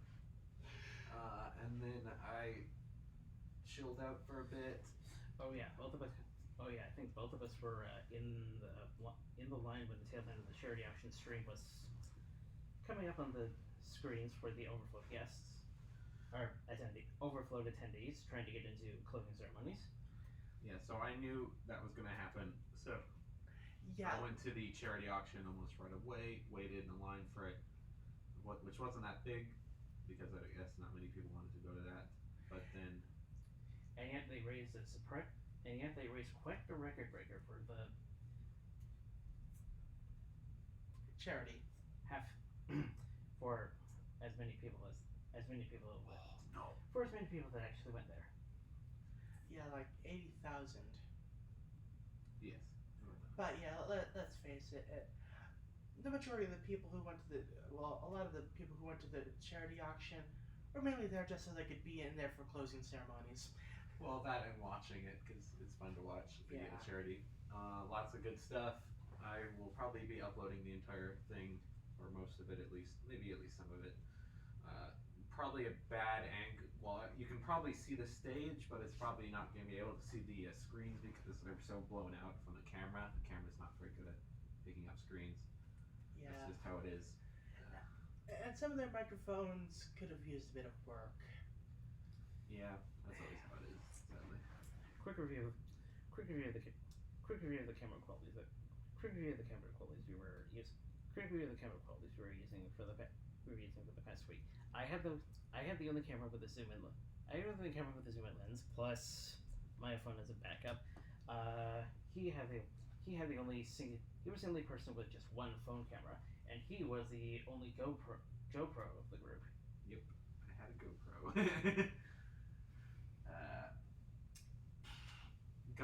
It's good for kind of walking around footage, but it's not so good for like big convention hall filming that I've realized. Probably if I come again to another convention and I want to film panels, I'll bring a tripod and probably some sort of battery bank because I did have to plug it in constantly because it's got a small battery. And what else? Probably put it off of the wide angle, because right now it's at a wide angle, so you get a lot of footage. But I would, if I brought a tripod, I'd want to focus it in more and get a better balanced shot of said screen or said people. If they're under a lot of light, that's the problem usually, is that cameras aren't very good at picking up. Well, they have to choose, and if it's on an auto thing, cameras will not be able to get a wide range of light. So if you give them a stage with a lot of light and a bunch of dark room, then it has to choose which it wants to focus on, and a lot of times it will just focus on the dark people in front of it, meaning all the light stuff is blown out to heck, so you can't see what's happening unless you autofocus it. So, Yeah, cameras are tricky. lots of things in cameras. All of us are not doing the fighting. He's doing the fighting on screen. Look at this. Well, I was just talking to a fairy, so not so fighting. I mean, okay, now we're gonna try to fight again. But yeah, at that point, all of us were pretty much in the main hall or close to it. But yeah, at that point, all of us were pretty much in the main hall or close to it.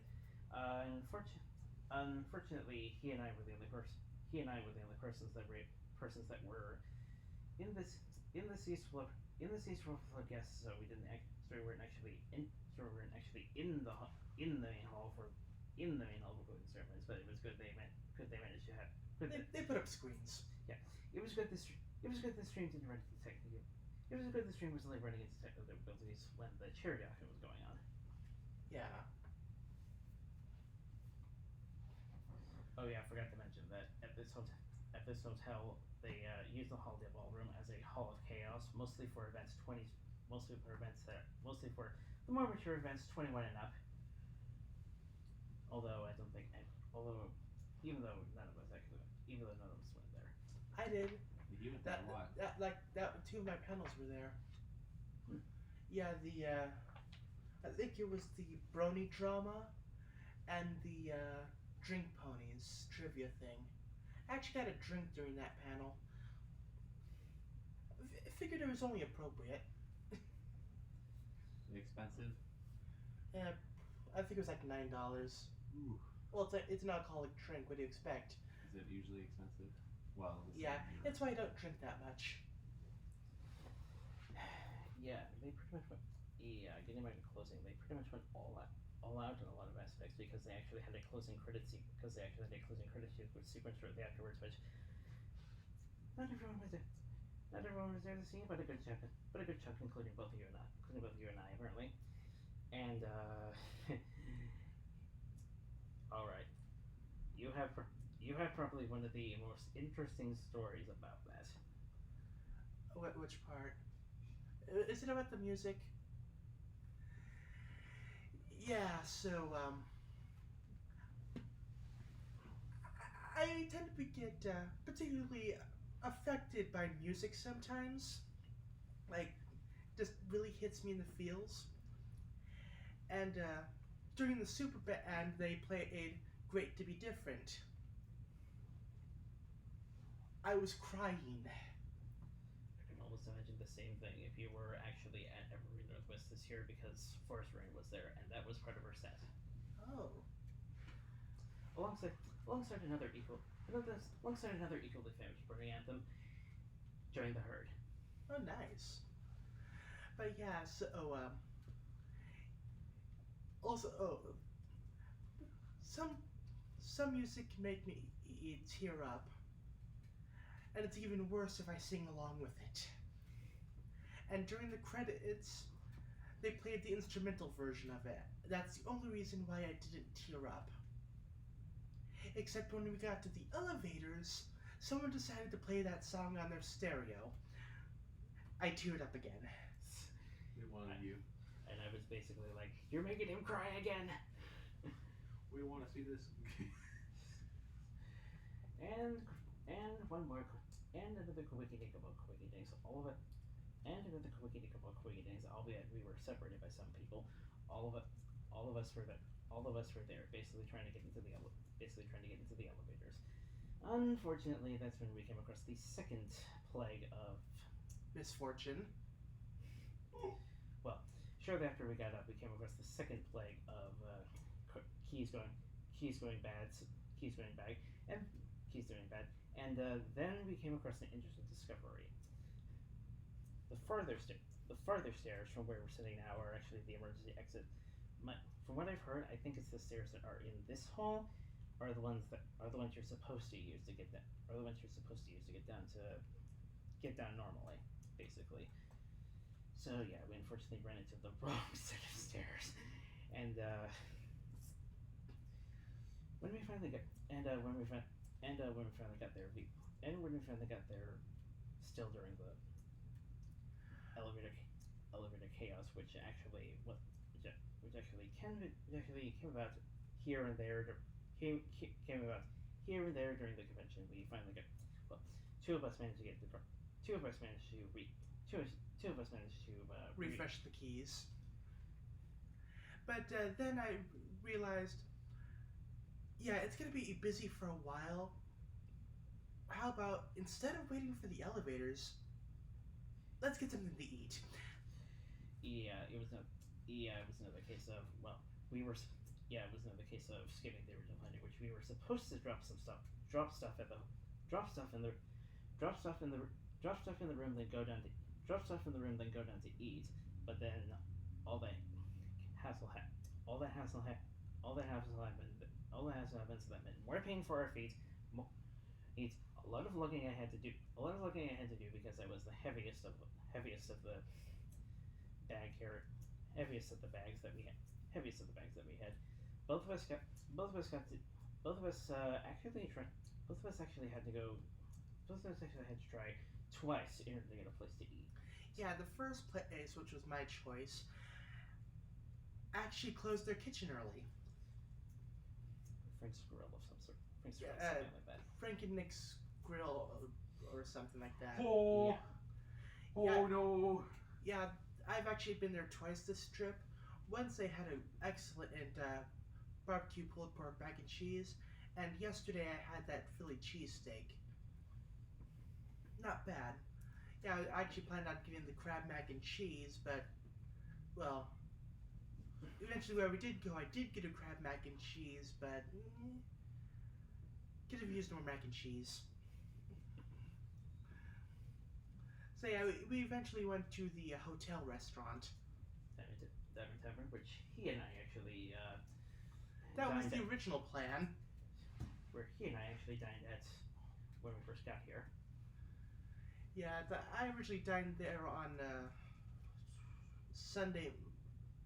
Well, last Sunday morning. We actually went there for breakfast, but we arrived too late. So I think I ended up getting a burger instead. It was okay. It's your standard hotel restaurant food.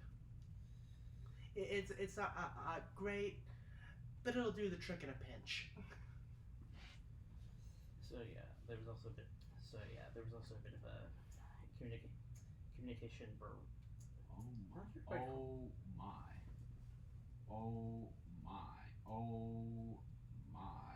What the heck is that mask? Oh, hang on. We are being assaulted, lambasted, and all around bamboozled. Hang on. You're being assaulted? Look at this guy. Let's hope they don't pepper you with projectiles. Oh, my weakness! Whoa! I'm sorry, I had to.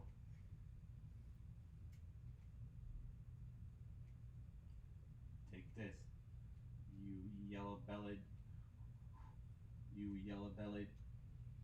Okay, I'm out of bows.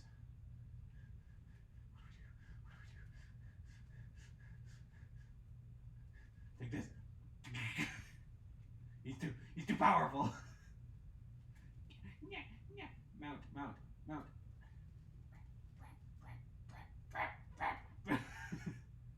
Use your bow to shoot swords at him. That always works in anime. Oh. Eat something. They really need to add like a Dark Souls mode to this, where it's like even if you pause the game, open up your menu, it doesn't pause the game. Fire! It's the Tyrek mode.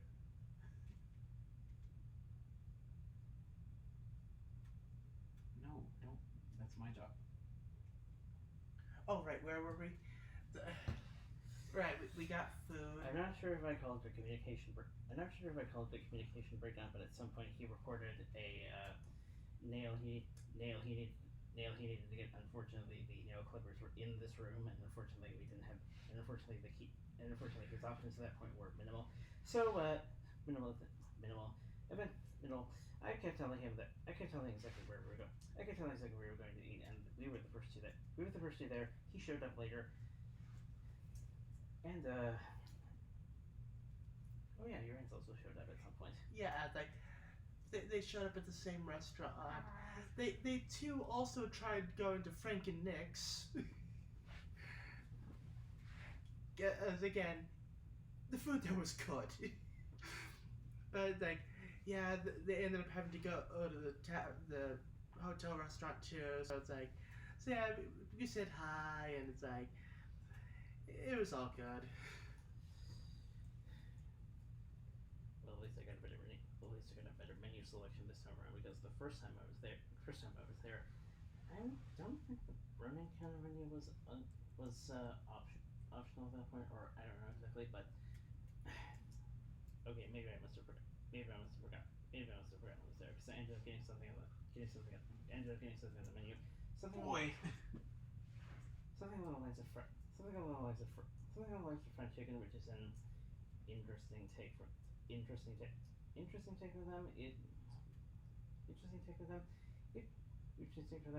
was fine for the night.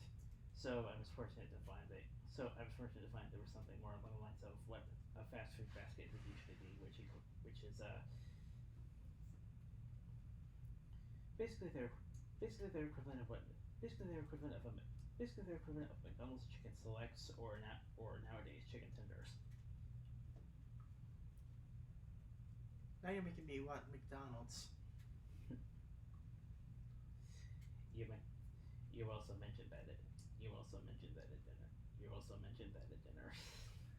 Yeah, it's the serving size for the crab mac and cheese was kind of small, which okay, crab is expensive, I get that. But like I mentioned that if I was still hungry later on, I'd Uber up some McDonald's or something. Because okay, I have been meaning to try the Grand McExtreme or whatever. You know, the foreign food selection burger.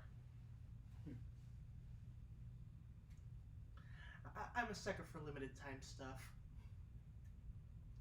Actually, I also need to try KFC. I still haven't had the Sweet Lightning Mountain Dew. Even though I told my folks we'd most likely be spending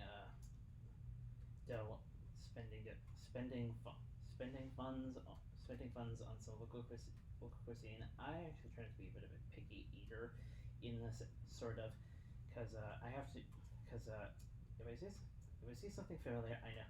If we see something familiar, I'll order it. Yeah, I tried to branch out, even though 3 of the meals I had during my entire trip was mac and cheese based. But in different ways. One had crab, one had barbecue pulled pork, and the other was a deep dish buffalo chicken mac and cheese. But yeah, I tried to go to different places. It's like, oh, they said I should probably budget like $75 per day for food. I'll get breakfast at the coffee shop, and I won't eat lunch, because I have no time for such things. Yeah, my time pretty much had me restricted to mostly either water fountains or water coolers, or Sprite from either a pop machine or the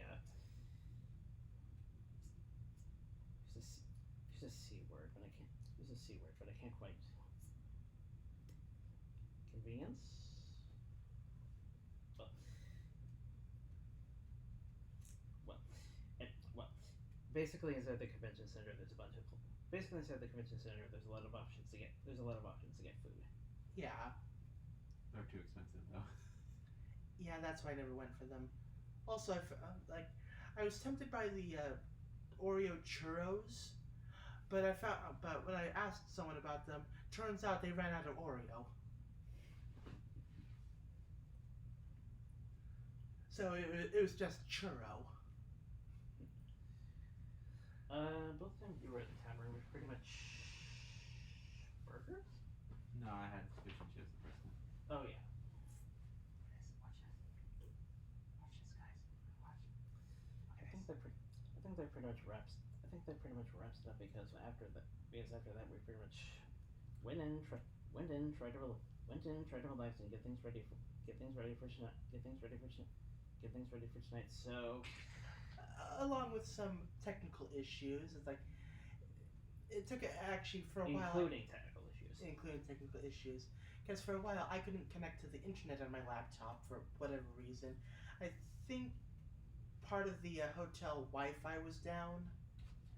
No. Because it's like, oh, you can connect to this, except it doesn't take you to the login page.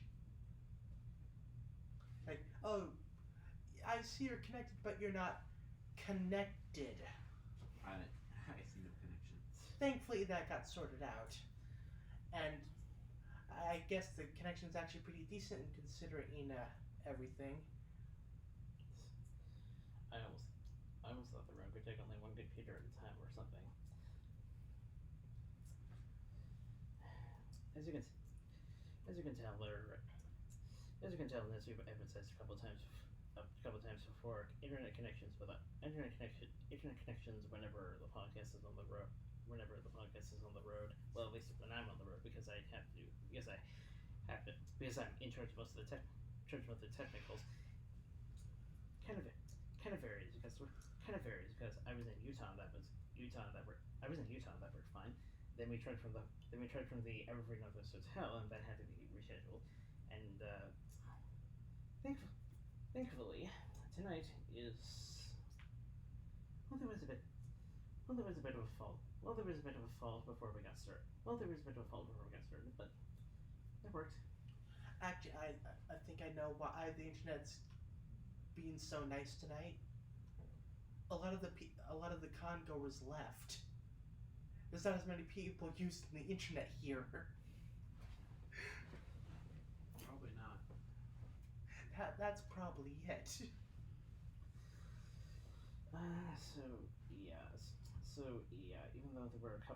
Even though there were certain people I wasn't able to get in contact with, at least face to face. I'd say for my first and only time I was at this big name convention. Second only to San Diego, which is probably probably still a long way away.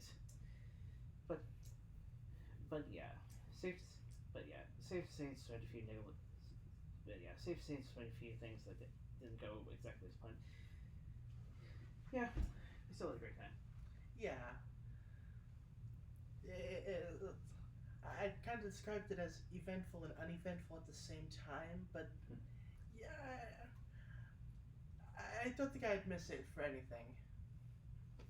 Especially since this was the last year. Yeah. That was basically one of the main reasons we went. Yeah.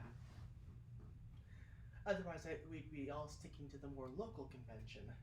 Well, they still stuck to the local convention. I couldn't get the time off work. I would agree with basically all that. The main reason I came was I wanted to see what it was like before it's gone. Kind of, we're never gonna get it again. I got a couple glimpses from some vlogs I mentioned earlier, but yeah, never quite got the full experience until now. Does it live up to your expectations? It was definitely big. Yeah, probably a bit bigger than and they were exactly handled for. Yeah, I Or think prepared for. usually it wasn't that big. But now we have seen it in its full glory and at its full capacity. So good year to come. Obviously it's a sad year to come because everyone was constantly saying it was a sad con in that it's the last one. Everyone knew it was the last one. The pony show is also ending, so there's also added sadness there. Yeah, it's like between the show, Anthology, and the BronyCon finale, it's like this year kind of has a sense of finality to it. It's pretty sad. In the fandom, that is, obviously. But, well, I think I mentioned this before, like, even the show itself is ending, the metaphorical show still goes on. Yes, and yeah, again, more Gen 5 will come eventually. Yes, the franchise will most likely continue on with new generations coming out, much like a car getting several generations, because at this point Mustang is in its 6th generation. Or Star Trek would be a better, I think, explanation. Star Trek has been rebooted like many a time with many a generation coming and going. Pokemon. Transformers. Yes, yeah. Although, maybe Pokemon's not such a good example considering Transformers is probably better. Considering in the reactions to the upcoming games. Transformers is a good comparison because it's also Hasbro, so we can get a feel for what we're going to get probably. Fair. And that it's, if I feel like I've heard that Transformers has gotten, at least they go to the fans, sort of. You know what I mean? Yeah. What they want, the fans want something, so they'll lean towards that. So that means I'm guessing Pony might be I've heard Pony might end up being more adult themed or have more teen oriented jokes in their repertoire. Yeah. Well, hopefully they don't try to reinvent the wheel or anything. I hope they don't go like Hello Fellow Kids on us, but I hate Hello Fellow Kids. Watch this, boys. I'm gonna do a sneaky on him. Basically, it just has to be decent and nothing. No, I didn't do a sneaky on him. I fell off the tower. Nothing 3 or 3.5 levels. Yeah, it's like, even if it's like Gen 1, it's like, that's fine. Gen 1 is acceptable. I accept this. I think from what I've heard, the consensus is that the first 2 generations are the ones that are tolerable at best. Yeah. Well, there wasn't only Gen 2 only had the toy line. Gen 1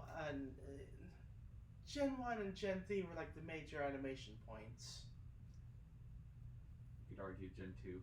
Gen 2 didn't really sell well. Huh. Don't forget I was in that history panel. Mr. History over here, spitting straight facts. But yeah, so we got back to the room, tried to get everything set up, and then we watched Anthology, and then the latest episode. And unfortunately, due to technical issues, I can actually get my own personal recorded copy ready. I have to do that when I get back. So we had to watch it online.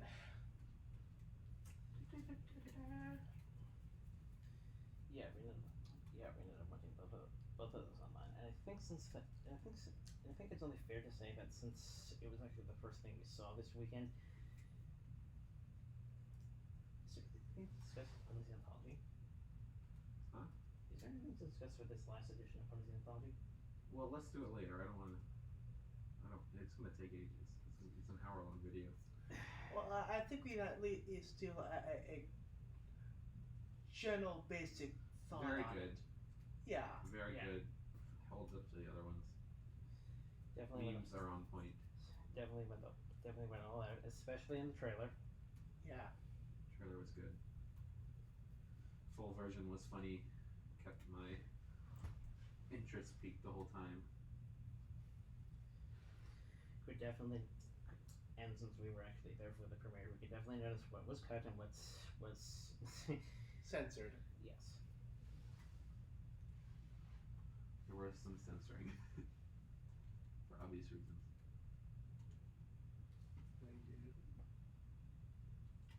And I did get, and I kept reading, and there were a lot of things I could definitely point out in terms of references and flashbacks to things I saw, things I probably saw.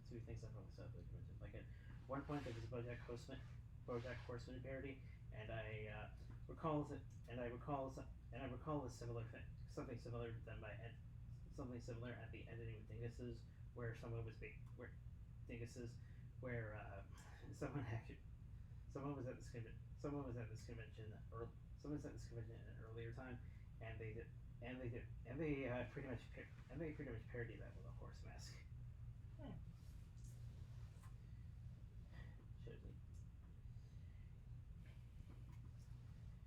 Shows how much more content that's needing to be watched. But yeah, if you haven't seen it, go watch it, and you probably might want to download a copy of your own, because, well, you know how YouTube gets these days. It may not last. Just in case is what we're basically saying. Yeah. Yeah, guess. Yeah, that's surprising word. Yeah, that's surprising word.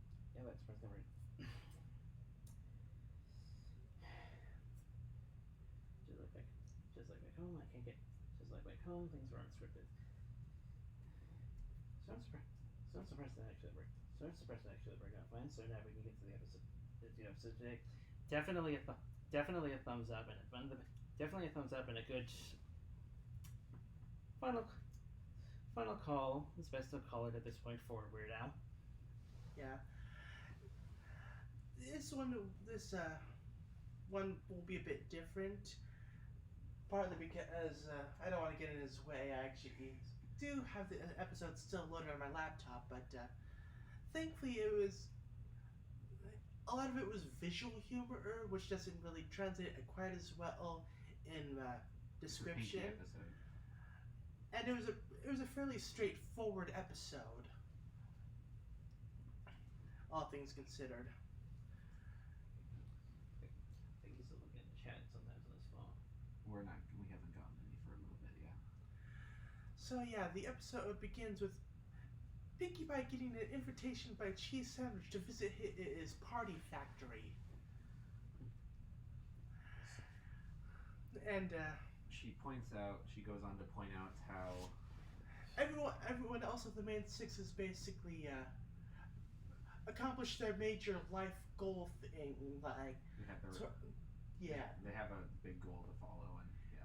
Twilight's gonna be the big princess. Rarity has her shops. Fluttershy has her animal sanctuary.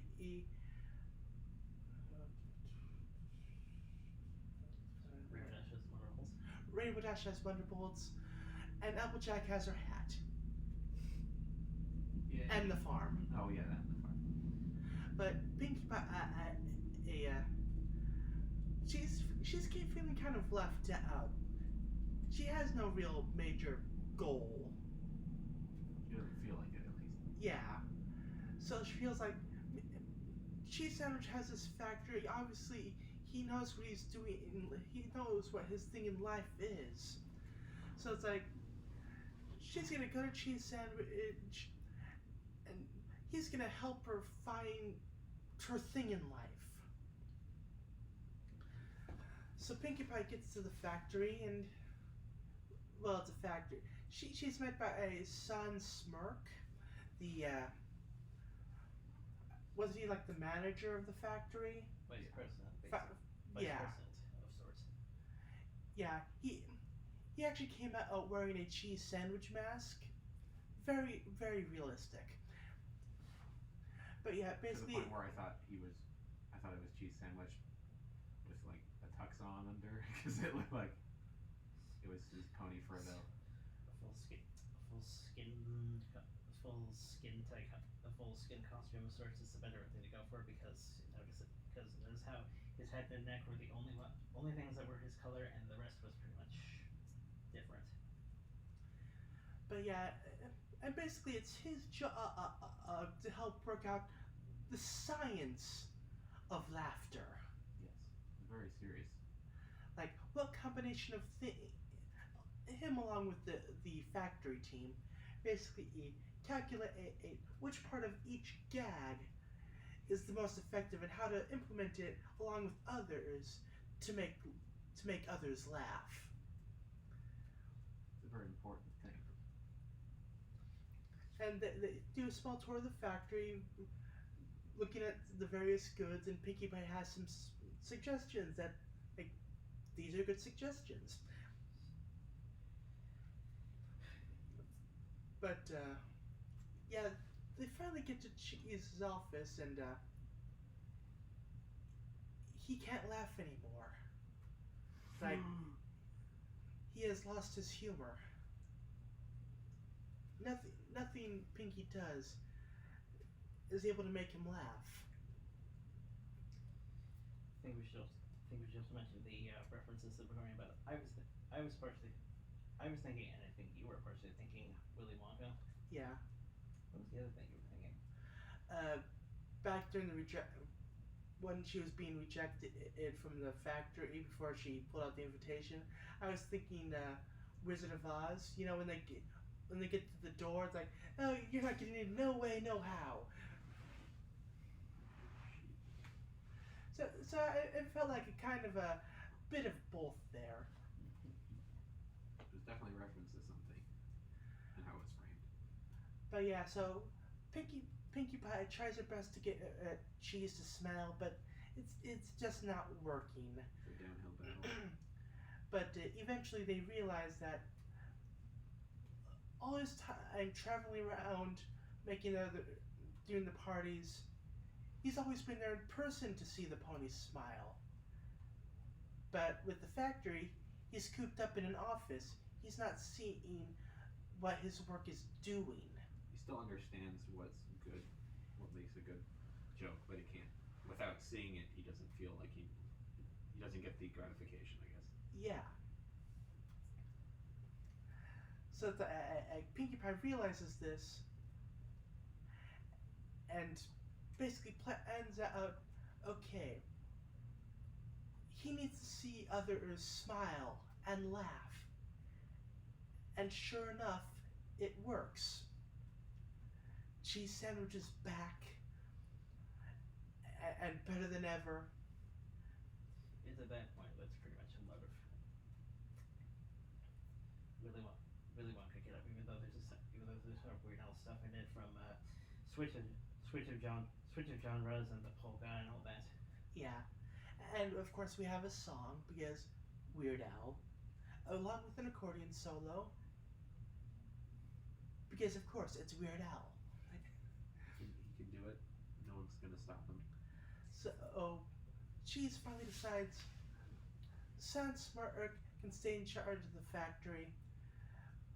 Cheese is gonna go off, do his traveling party pony thing, and basically do field research.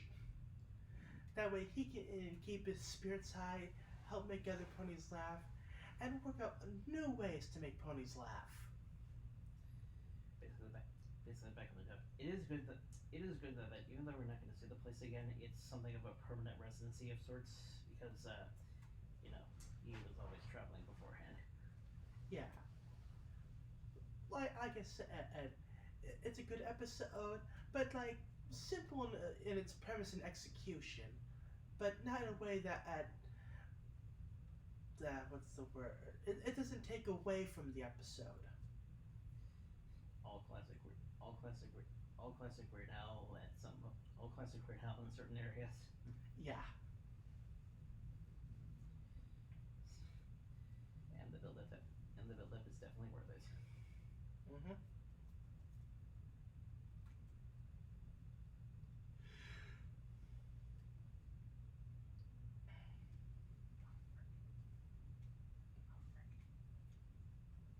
Hello.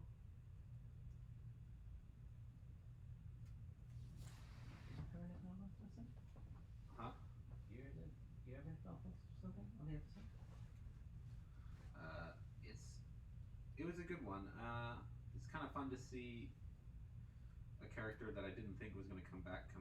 I also liked the aspect how the kind of I hate kind of in episodes. I was thinking it was going to go like factories bad, corporate bad, stuff like that. Where a lot of times that's what happens, and a lot of shows will do that.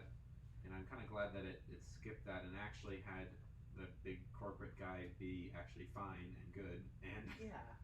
and the factory actually not like when I saw it when they rolled up on the factory, it's like it was like cloudy and stuff, and there were like stacks and things. And I'm like, oh, all right, it's gonna be like the big scary factory, and it's all gonna be bad or whatever. But it ended up being just a factory and kind of normal, which is kind of cool. Yeah. So the moral of the story is being cooped up in an office all day is not good for your health. Physical or mental. I also got that. I also got that impression with the vice president. There were times where it was like, oh brother, we're gonna get a classic lives for Egypt. Lives where he's not gonna get a good resolution, but then, yeah, he got his resolution. He wasn't exactly as bad as most of us anticipated. He wasn't really bad at all. He's just a very serious pony. It's like, Well, he just didn't. Yeah, he didn't have much of a humor.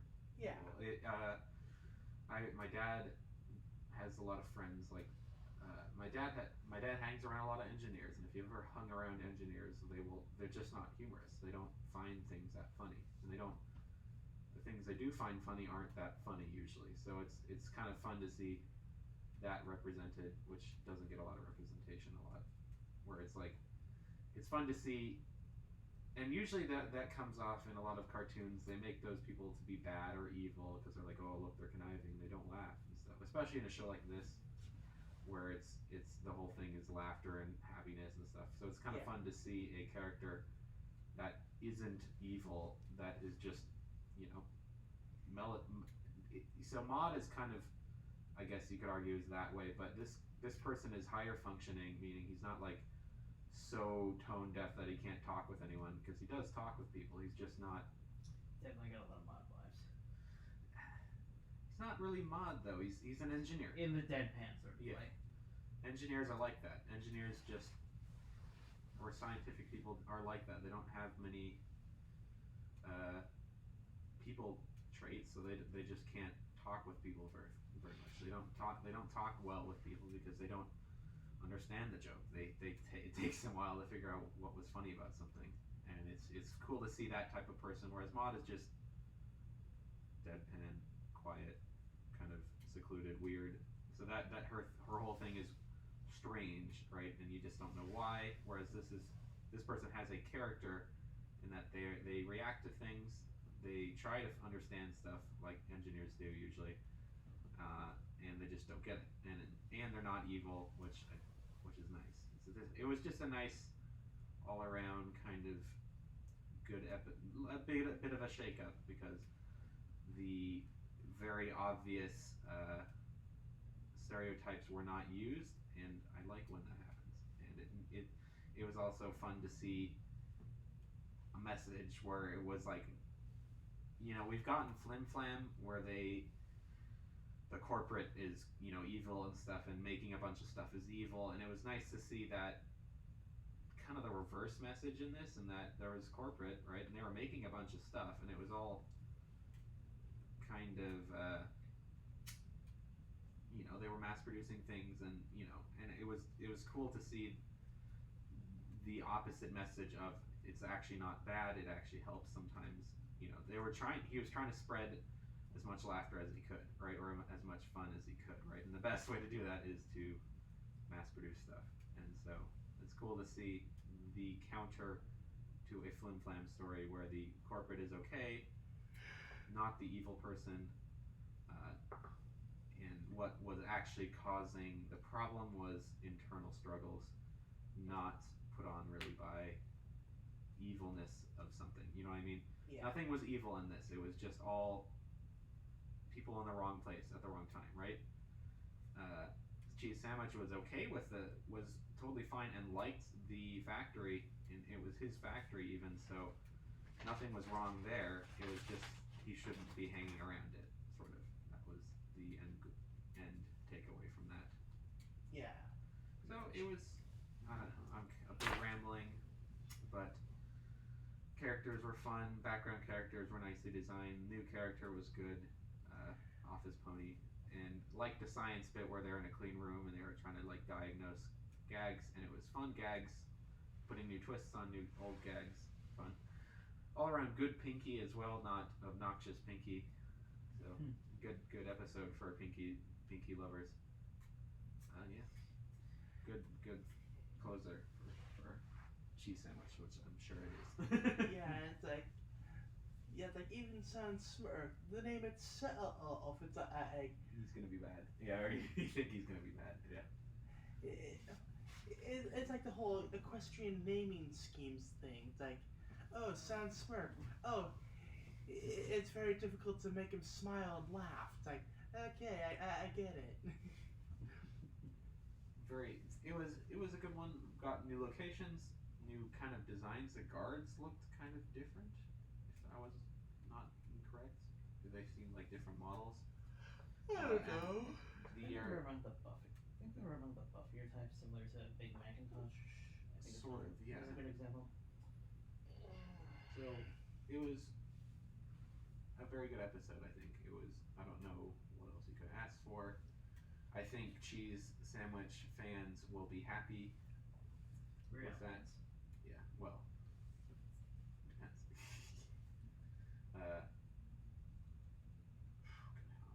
Okay, I can offer this.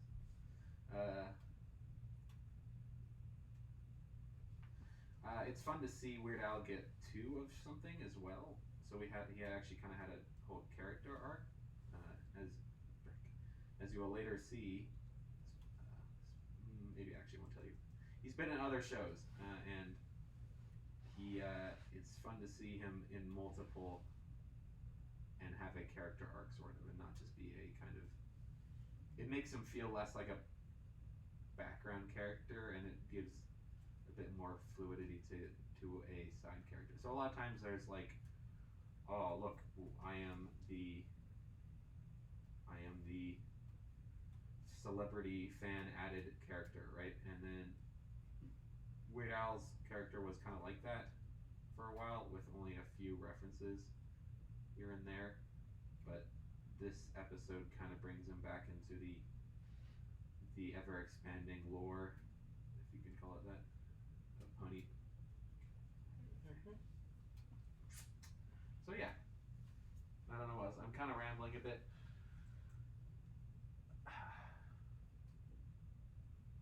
Good episode. It was not a filler. It was definitely not a filler. It kind of last thing I can think of, kind of gave Pinky what she was missing. It was a good point that all the other characters kind of had their moment, and Pinky didn't really have one. Oh yeah, now I remember. And yeah, in the end, Pinky realized that she's like cheese sandwich.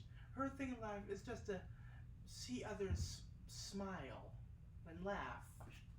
She kind of already found her calling, like Applejack, to be honest. Applejack had never questioned herself.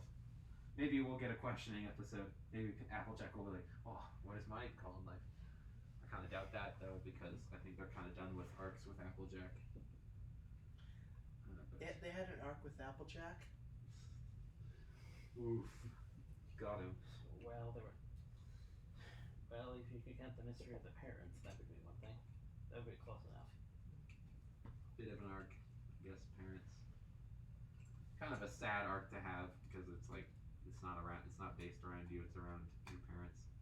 I think Applejack's just had recycled arcs over and over as a problem. She's kind of got the Dash problem of Dash relearning the same issue over and over. And I guess Twilight's done it a couple times where she freaks out and then learns to not freak out, and then freaks out again and then learns to not freak out. That's kind of been her reoccurring thing. Applejack's been.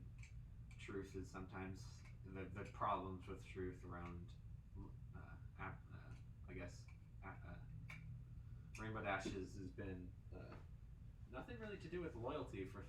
Funny enough, it's been all about like pride. Yeah. All their things are around pride, Rarity, I guess, is a bit.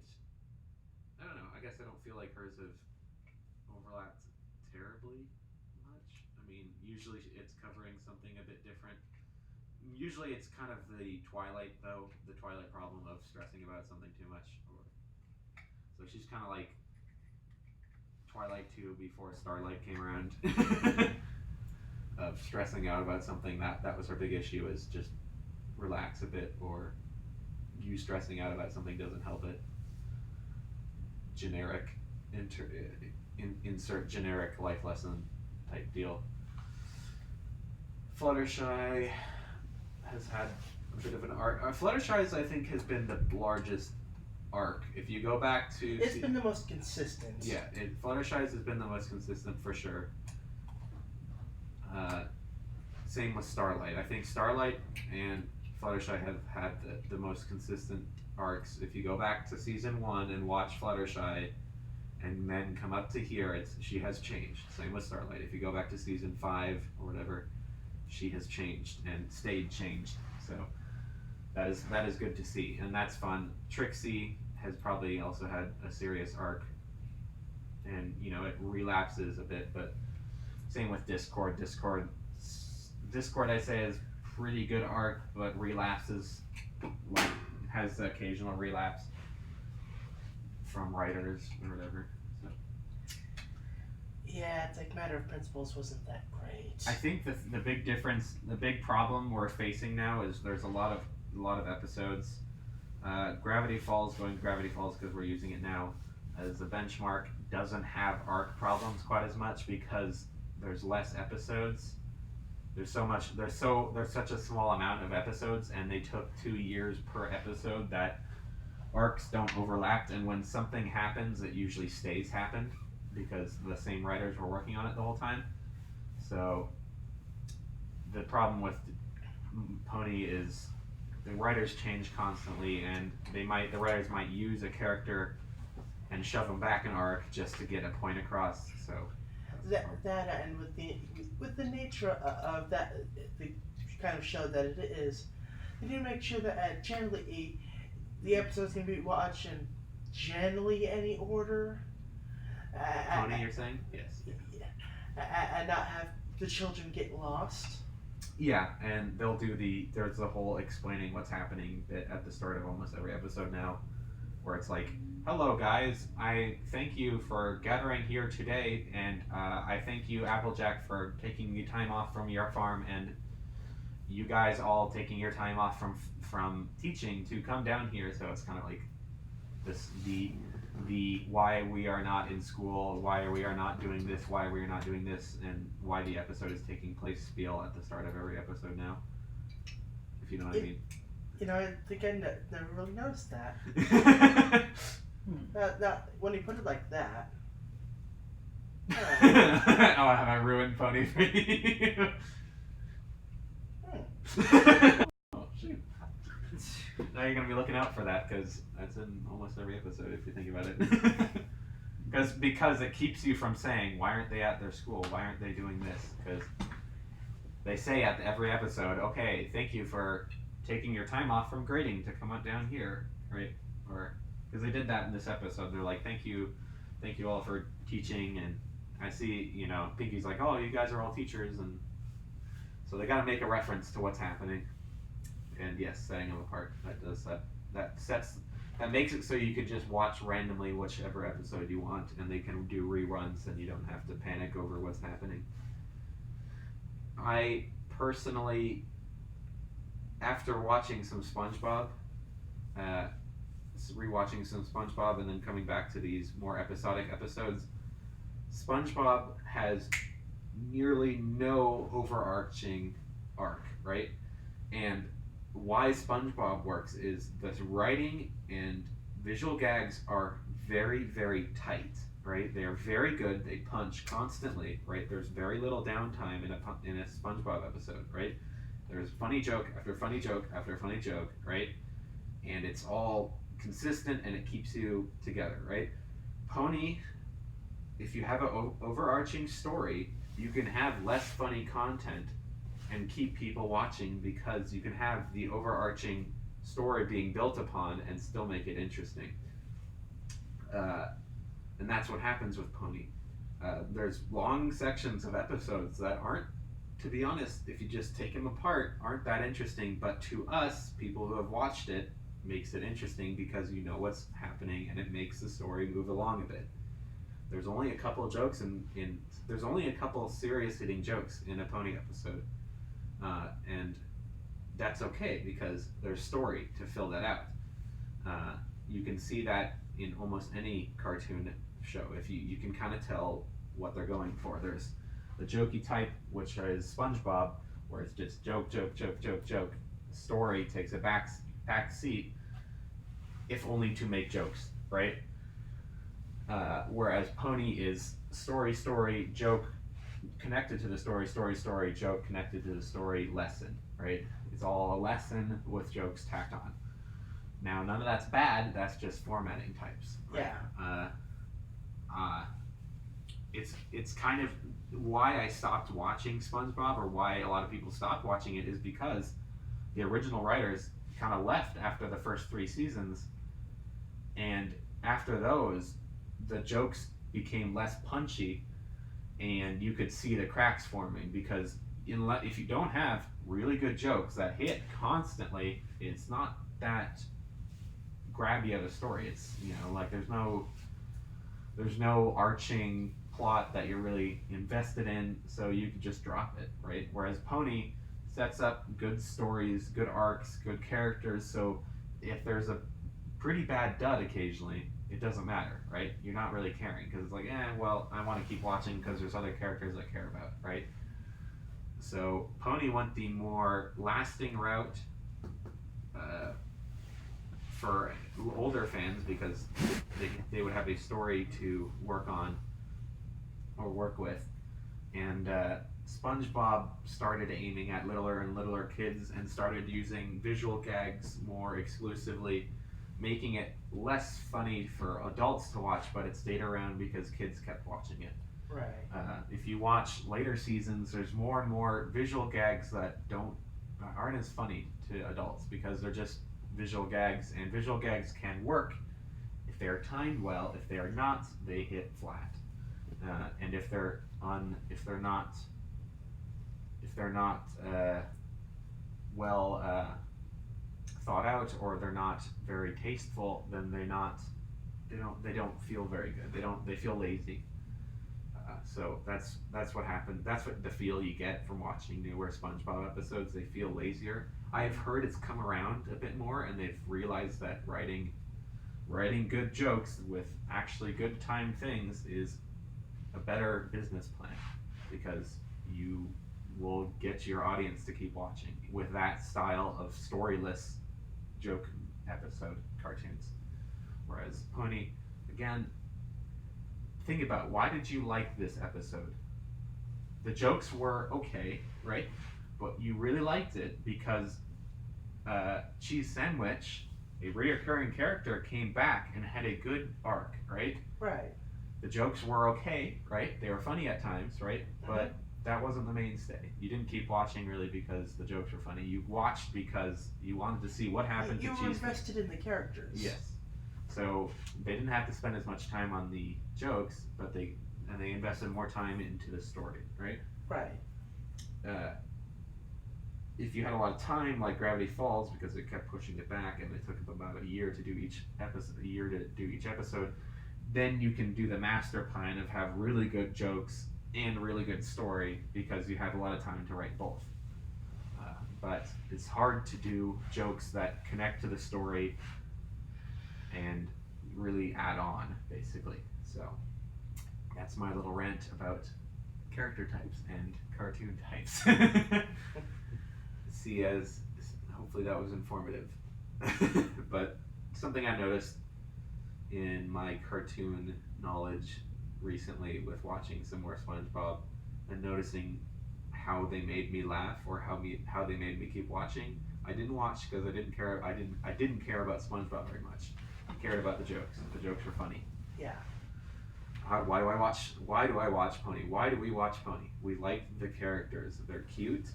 They have good little moments. The songs are nice. and we want to see where the characters go, right? Yeah. We're invested in the characters, right?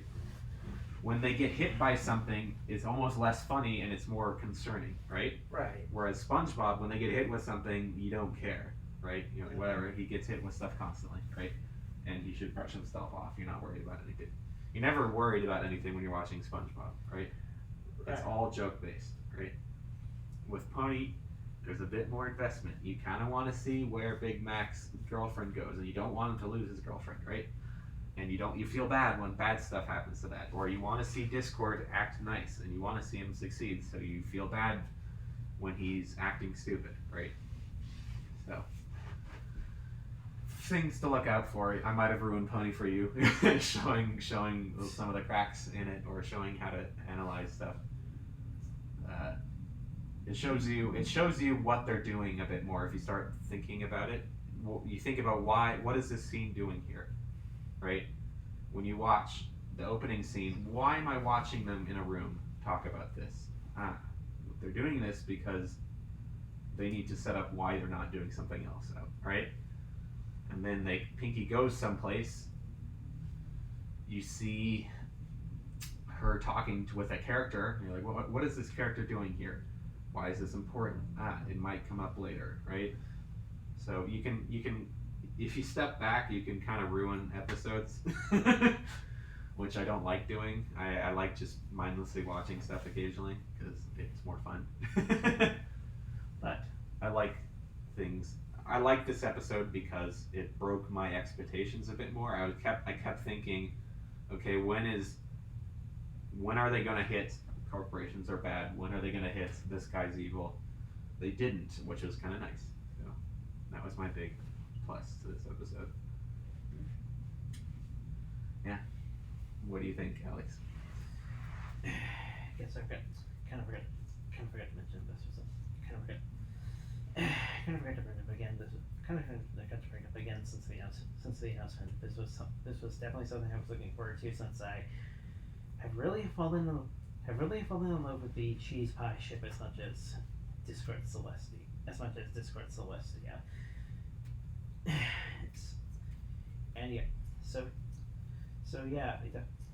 They definitely went all. They definitely just they definitely didn't disappoint. Definitely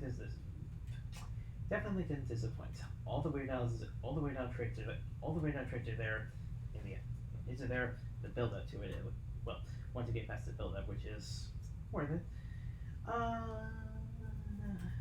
They definitely kept their chemistry. They definitely kept their chemistry well. Although I was convinced. Funny thing. I was only expecting something romantic to pop up, but guess we can't go too far in certain areas. Guess we can't go too far in some places like this. But all my internal hype was not disappointed. I think you weren't going to get anything like that because Cheese Sandwich was not going to be a recurring character. So if they did anything like that, they probably couldn't get him for any more. You know what I mean? Mm-hmm. So like if they made him a love interest or something, first of all, they're probably not going to do that, just to be honest. But if they did do something like that, it's probably not coming back because they're not going to get Cheese Sandwich for Weird Al for any more speaking roles. I'm betting, and it's going to make it hard for all the awkward moments when they're together later on and not talking. You know what I mean? Guess I kind of dived a bit into. Guess my fanboy got a bit too much. Guess my fanboy got a bit too much. But basically, it was there. But basically, all the hype was not wasted. Yeah. And they already ruined Big Mac's fanboys, so with just bringing in another character. But I like them. I like her. Don't get me wrong. Sugar. What is her name? Sugar Belle. Sugar Belle. I like Sugar Belle. They've redeemed her with a couple episodes, and she is very cute. I like her. Okay. Oh my gosh, what do we do here? What would you say? Your sarcasm. You're the only one who hasn't said anything. It's pretty much generally got it all covered. It's good episode involving characters we're all invested in. This didn't take the obvious route, and yeah, it was good. Go watch it, and yeah. So far, the season has been very good, and if you are not caught up with it, I would suggest doing it. Kind of, there were a couple, as all conventions I've noticed, a lot of fans have not watched it. This is definitely a season you should not miss out on. Yeah. It's been very good so far. They've pulled out all the stops. Especially with this one, it definitely shows that because they had to go get Weird Al again to finish this little arc. All right. So that's been pretty much our report. Pretty much our report of sorts. This time around. Finale for this convention went out pretty well for everyone else, but us as well as everyone. The last anthology always lived up to its expectations, and of course the hype as we said, the hype of this episode was not wasted, or at least in my case. So yeah, should be back to our regular setup by around. Should be back to our regular setup because we're almost likely to be home by next week. Since we're basically departing tomorrow afternoon. But scheduling for this month may be a bit wonky because I'm working lots of Saturdays this month, so just keep an eye on the channel. So it's like we'll see what happens.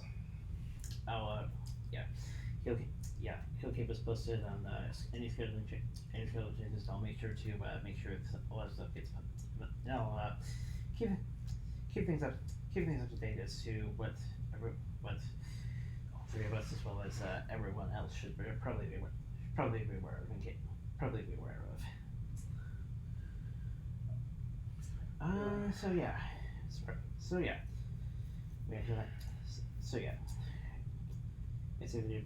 I say we did pretty well fitting in three topics at once. Although one was shorter. The one was a shorter talk. And like I said, should be back to regular setup by the time Saturday rolls around. Mm-hmm. And for anyone who's actually still hanging around at Baltimore, actually watching us from a hotel room.